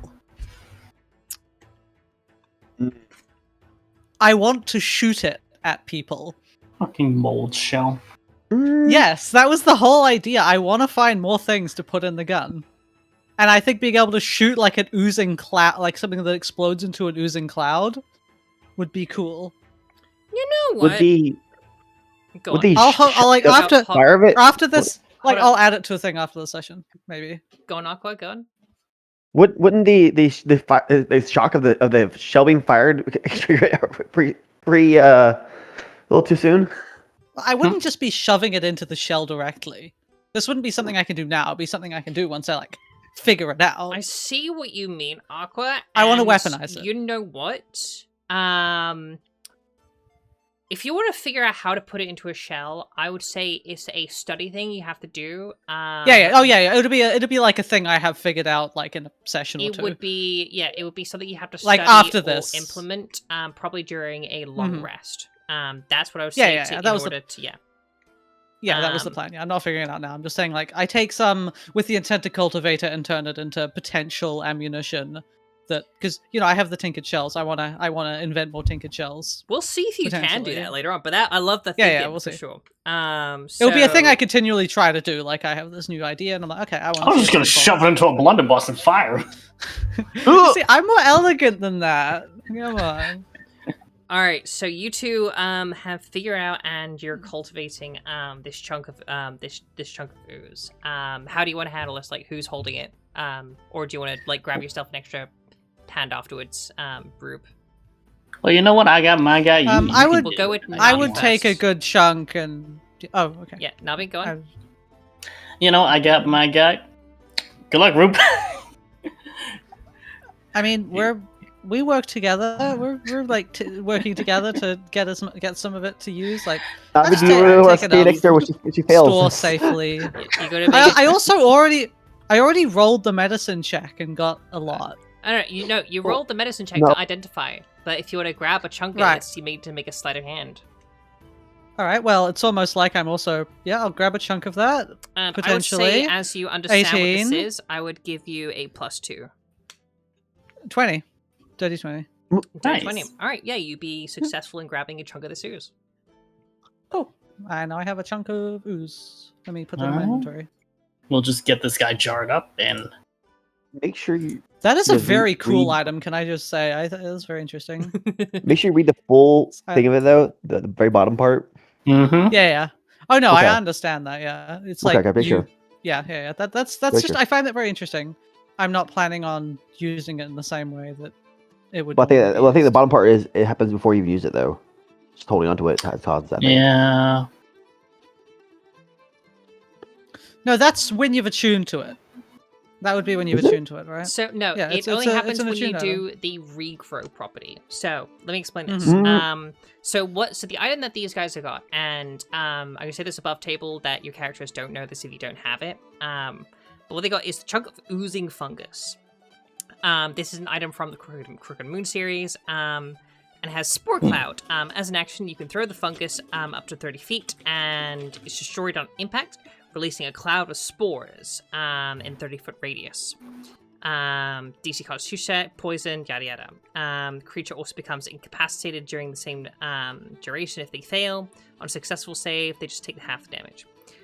But you can also take this cloud of spores, take a sample of it, and you're able to regrow it. When you do that, then you have that -1 penalty to Constitution. Mm-hmm. So it's whenever sure? you take this spore and you essentially breathe it in, Keep it- cough it out, you then reproduce a new lump of this. Are you sure? Because this isn't even one penalty, and it increases every time after you use it regrow.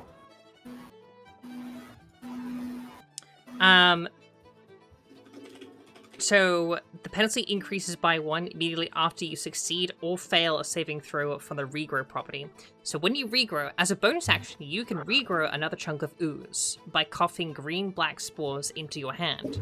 When you do so, you must succeed a DC 10 Constitution saving throw, or your hit point maximum decreases by 5. So when you do the regrow, if you succeed, you're good, or your hit point is reduced. This I reduction, have that this reduction IRL, I lasts. just don't get to throw it at people.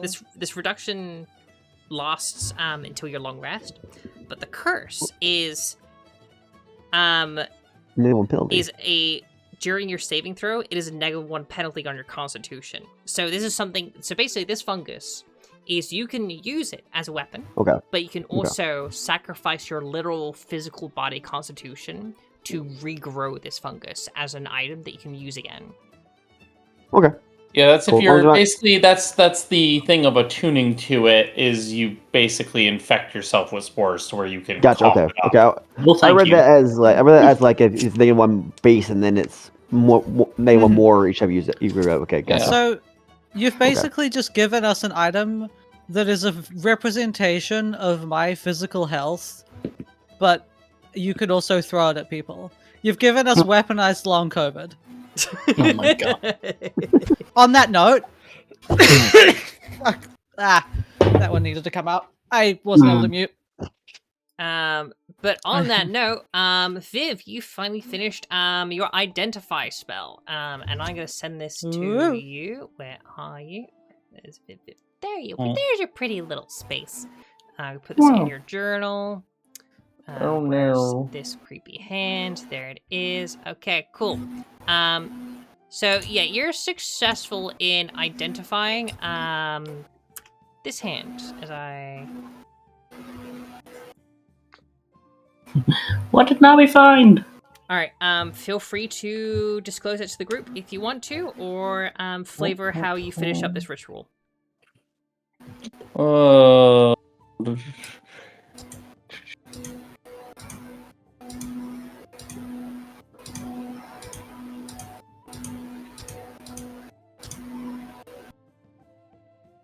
I think Viv is just. Sorry, quickly reading through. I'm just reading it. Have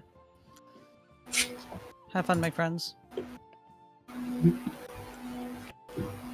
We'll probably just walk on back to the crowd. So yeah, Viv is like finishing up this ritual and quickly like writing down bits and pieces about their item. In that time, Trook, what are you doing? As your friend finishes up the ritual. Oh. Rick stands up and puts the stands up and walks over to sorry, Viv. Yeah, Bada. it's a Bada? potentially valuable item, but it's not without some downsides. Bada. Basically, uses an arcane focus. It can make magic power more powerful, and also give some advantages to unarmed attacks. However, one of the main abilities on it, every time you use it, you're gonna have well, let's see, what's the best way to word that? You'll just be a little less healthy. That does not sound good. I That do not doesn't. think we destroy this, but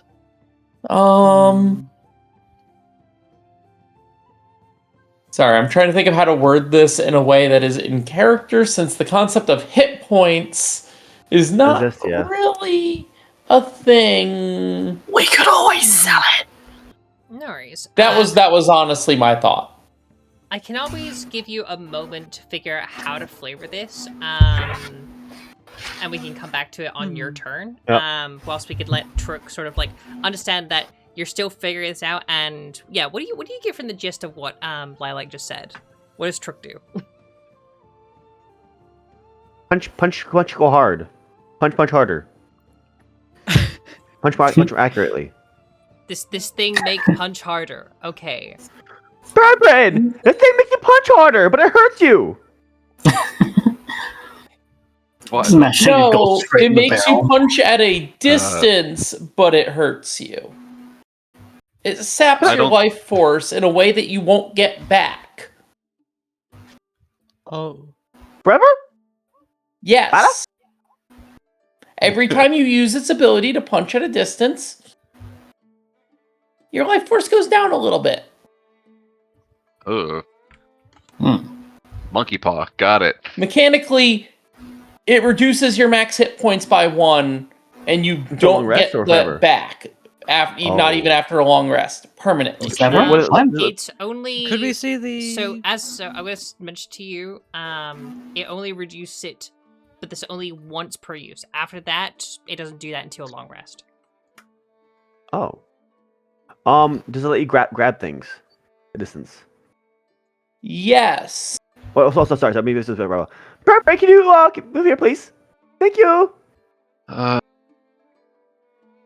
You ask if I can grab things with this, like grab somebody and move if around. it's like a mage hand and can grab things from a distance. It can grab. If you use its little extended reach unarmed attack thing, and you hit someone that you could grapple, you can grapple people from 30 feet away with it. But it lowers your life force every time once you use it. You're saying once per day it lowers your life force if you use it every day? Yes. Yeah, by 1 point, yeah. Permanent reduction to max hit point. I will say there might be a way actually around that. So all this says like permanent, there might be ways around it. Now this has been talked about. Can we see the actual item? I'm very curious. Just for player knowledge. Yeah, Up to Viv, I suppose. Viv, do you want to share the knowledge that you've attained? Yeah, let me do the thing of I got.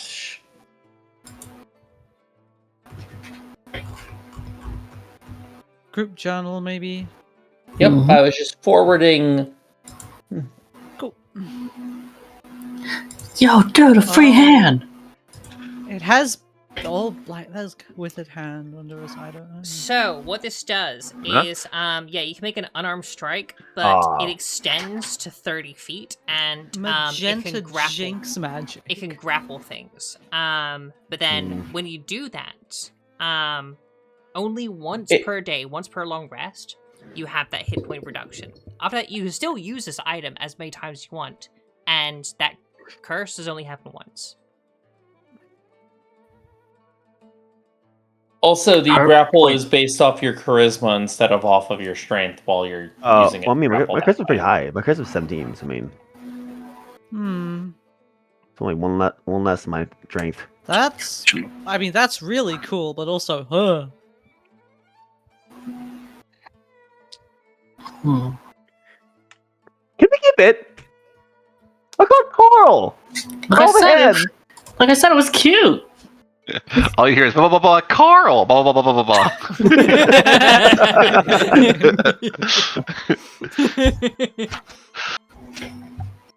He wants to keep it and name it Carl. So Trook was to... Okay, alright. Viv, how are you now dealing with this information that your friend Trook has walked up and said, can we keep it and name it Carl?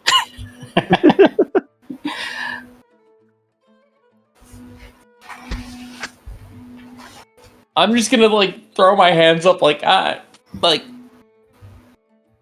oh wait, my camera is all the way on the other side of my room because I was doing something dumb. DJing, yeah. DJing system, but yeah. So. Yeah. No, the. Let me turn that off. Anyway, like, I'm gonna look over to Nabi and be like, they're the one who found it. I just identified it. True looks at Nabi is in the big puppy frog eyes. You know what? You know, I'm just gonna grab Trook's barrel, just pop her open, and just. No! Oh my god! There goes the fish. No. Oh my god, And imagine one the fish barrel used is the hand. permanently cursed. I think she's the hand. Hold up. You go to grab the hand and you pull it out. And it's just holding the fish like a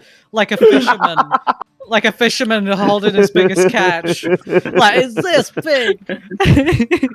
I mean, you can stop me if you want. We can have a roll. No. Yeah. No, put it in the barrel, not in the barrel. Oh, please, don't roll It's in off the that. soup? No, It's in the No. soup now. no, Soup. no. I'll roll off that. Okay, so I'll roll don't for put it. it in the soup. Okay, no put it in the hand in soup. the soup. Alright. Do not the soup. No hand in the soup. Alright, Alright. then I'm just gonna put it like Wait, on there's a top hand of in the my barrel. soup. and just let it grab on. There you go. Rube offers There a you go, compartment in one of their legs. No. That just seems gonna like it grab would the barrel. fit. I'm grabbing the barrel. Alright. Okay, it's on top of the barrel. Alright, yeah, this hand. As you would place this hand on the barrel, it would just curl its fingers and just hold tightly. Is it doing that automatically, or is it sapient in some form? So meet Carl. Oh goodness! He's our new friend. Hi, Carl. It doesn't do anything. Hi, it's just Mr. holding Hand. tightly now. Hold the hand a Look, few it- words. it's a Okay. It's a seal Has on no the mouth, barrel. of course has no words. Alright, Kluthe, what are you doing? I guess at this point we've identified the hand. We've kind of taken a look at things. I ain't fucking with that tree. I guess we anyone got a rope of climbing? Yo, guess how much rope I just got? I have a grappling hook. I say we need to scale down this mountain or this cliffside if you want to get back to the water. So how much rope did we get from the hand? I have a grappling hook and immunity to poison, so if Trook needs to be carried down the cliff without hurting themselves, I got them. So what was that with the rope question, Nabi? Sorry? So the rope that we got from the hand. Like how much rope is that? It was just a couple of inches. Oh, a couple inches, alright. Yeah, because my thought is we need to climb down this cliff face and follow the river Mm-hmm. upstream. So What cliff face do we want to try to handle? Well, which way is the water flowing from? Is it from the top? Is it from like the northeast there? Is it from the southwest? It would be flowing from the northeast and it's coming down south. So we want to So we follow need it up. to go- Oh yeah, we gotta go to the east side. Just So we have to climb down a cliff. Yep. Mm-hmm. What rock face do we want to I handle? reckon. I'm thinking like over mean- here. You Can think we over do there? like a seem group more of a investigation slope. to find? Yeah, that's sort of where would be safest. Just, around like. We could do. I have a. We could either. So for Kluthe, if you're looking at the cliffside itself, I Yeah. would roll either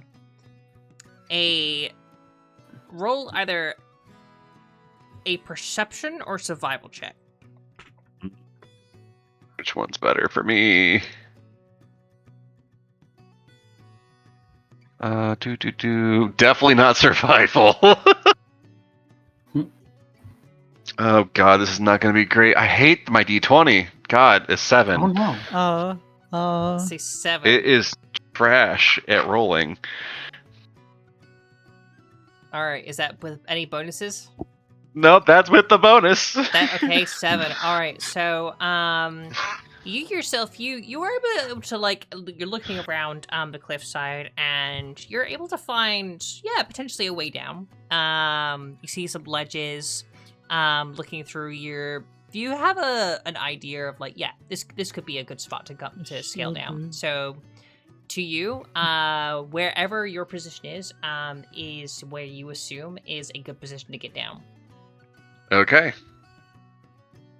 All Hi guys, you got any rope? I think this might be a good place to get down here. I'm pretty sure I got some rope in my bag. right, so Nabi, it is actually your turn. Go for it.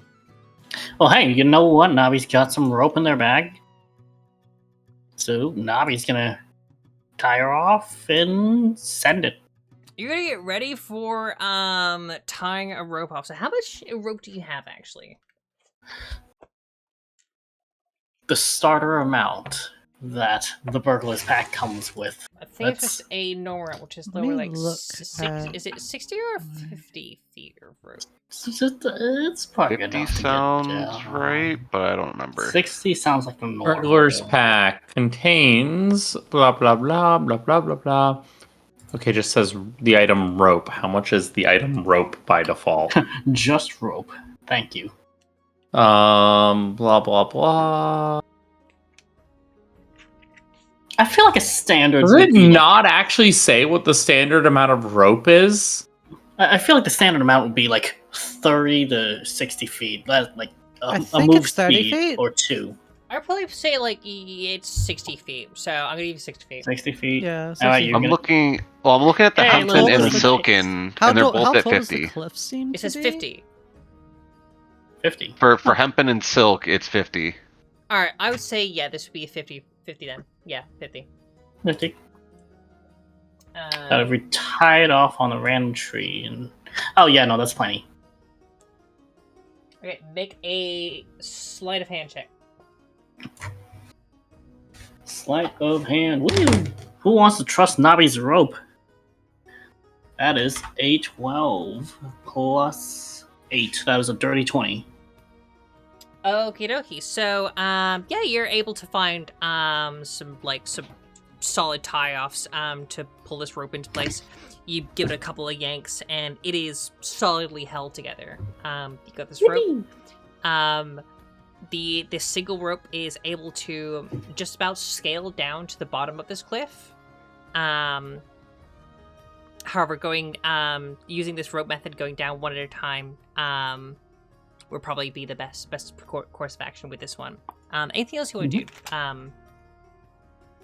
as you prepare yourself to scale this cliff?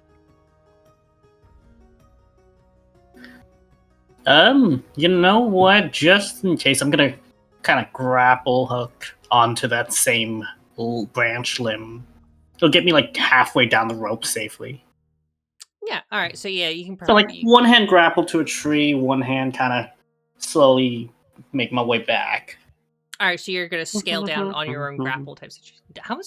How much rope does your 30 grapple feet. have? 30 feet. 30 feet. 30 feet will probably eat you down by like halfway. Is this the prosthesis almost. grapple? It's the prosthesis that grappled. That's Yeah, 40. so- Doesn't that have 40 feet? 45 is what you get if it's the You probably managed to get down different to like a version. ledge, but we'll see how it Yeah. goes. If we're talking the Ryoko's prosthesis grapple, Yes, I'm looking same at one. the grappling hook right now. It says 40 feet. you get 30 feet with the feet. Oh yeah, I have the actual prosthesis. You have an actual. Yeah, they Yeah, have we- the feet the that adds second an leg. extra thing Mhm, Oh, right. Okay, I'm with you. to it, and not the Mhm. one that is the grapple hook exclusively. Yeah. Rube, as they prepare their grapple hook to sort of like descend this cliff face, how do you prepare to descend? Or I anything else look you wanna at- do? I look at Trook, and I simply say, "Your skin cannot hurt me. This grappling hook is well made. I can help you down if you want to be safe." Because I get advantage on the check to go down as well. I know Trook doesn't like me. This is me testing it. Come with me Trook- if you Trook want to holds live. Hold Come hold with up me his if you want to hands. live. Bada bada. What was that?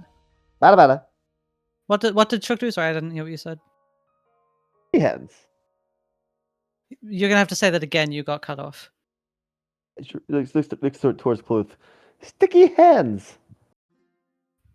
He says he's got sticky hands. Thanks, Right. Pete. Yeah, I just didn't know what Trook did because I can't understand Trook. I'm just saying, if Trook needs help down the cliff, Rube is here, and can probably, you're small. You only have a barrel. This is a prosthetic, like robotic leg. I'd be able to get you down probably. Wait, did anyone actually need the robot, or we all have a solution to get down? I was thinking I I would need it. use the rope to help Okay. me with the grapple as well, so that I can take Trook down with the grapple and the rope.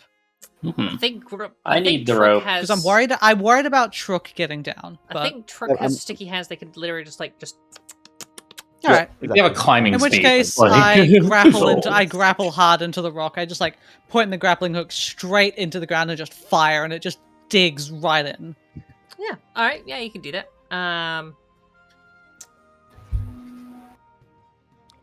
Yeah, it'd be fun. Roll a sleight of hand for me, just for knowledge. Sleight of hand, okay. 16. All right. Cool. Yeah, you good. All right. Thank you very much. All right. So that's you. Okay. So, your journey into the abyss starts off with a bit of a mystery. This beautiful, gorgeous, luscious forest and this land of the hellhole invites you in with its serene beauty. Our adventurers prepare to descend a cliff and follow the river upwards to the source of the primordial slime. Because that is where we'll leave it till next week. Because we'll be going on for a while. So yeah, next week we'll find out how you descend this cliff and your journey upstream through this great lair. Awesome. Yeah, thank you very much. Appreciate that. Hell yeah. He And Rube spontaneously slips and falls down the cliff. And All right. But yeah, that was good. How did y'all find that? As I know we changed up the It's fun. pacing, so yeah. How did Yeah, you that feel is a about lot better. The Yeah, better. initiative works really well. Yeah. I was thinking it would. Like it. Yep. yeah, Hmm. it's a good time. That was a good idea. Yeah, I'm no, going to be entirely honest with you. I was going to ask you about it because I knew about that concept and I thought that would help a lot. And No, then no, you're like, it- oh, do narrative news. And I was like, yeah, that's what I was saying. It was very healthy. So this is one of Mhm. those moments of where I highly recommend it. If you are wondering and hoping to get into Dungeons and Dragons, especially as a dungeon master, if you're ever worried about how to do it and the best stuff that you can go to, pitfalls you can avoid, the best advice I can give you is read the very first 100 pages of the Dungeon Master's Guide. That has the most sound advice I have ever heard or listened to, and I'm like, this is this is just giving me so much tools to work with, and it's absolutely insane. Especially when it comes to not just only the game itself, but also communication or stuff like that. So yeah, if you're ever wondering like how you can improve as a dungeon master, it's surprising to understand like nobody's actually properly sit there and read through the Dungeon Master's Guide and taken the tools into account. But that's because what Dungeons & Dragons is. It's a huge game with tons of rules and reading and stuff like that to get through. So yeah, it's one of those little things you miss. I had loads of fun with that as well. I hope you're all excited for this wild journey that I got planned. Absolutely, it's gonna be a good time. Yeah, it's gonna be a good time. As you now have Carl the Hand picked up some red shoes off the floor. Carl! Wait, hold on. I just thought of something kind of funny I could do on the stream. I have hold on. Where is it? Where is it? The part of me wanted to take Carl and just stick it on my head and just walk around with it. Here we go. Yeah. Okay, and then if I do like this, and hold on, let me check the table. Okay, so it's like I could basically just have my avatar on the stream sneeze really hard by just going like,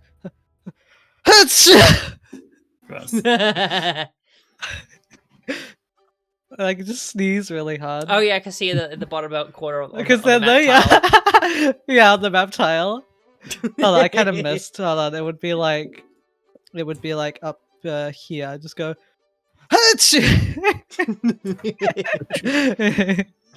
Yes. Oh, but yeah, that's a lot of fun. If anybody's interested in the lore, at home when watching this, I'm using Forgotten Realms lore. It is a huge pool of knowledge and stuff like that. You can always grab some stuff. Massive tidal wave. Oh, Jesus Christ. Massive tidal. I just want to say thank you to everybody who is watching for this as well. This is recorded as well, so we put onto YouTube as well. I need to get to the other episodes. I know I've been behind that. Apologies.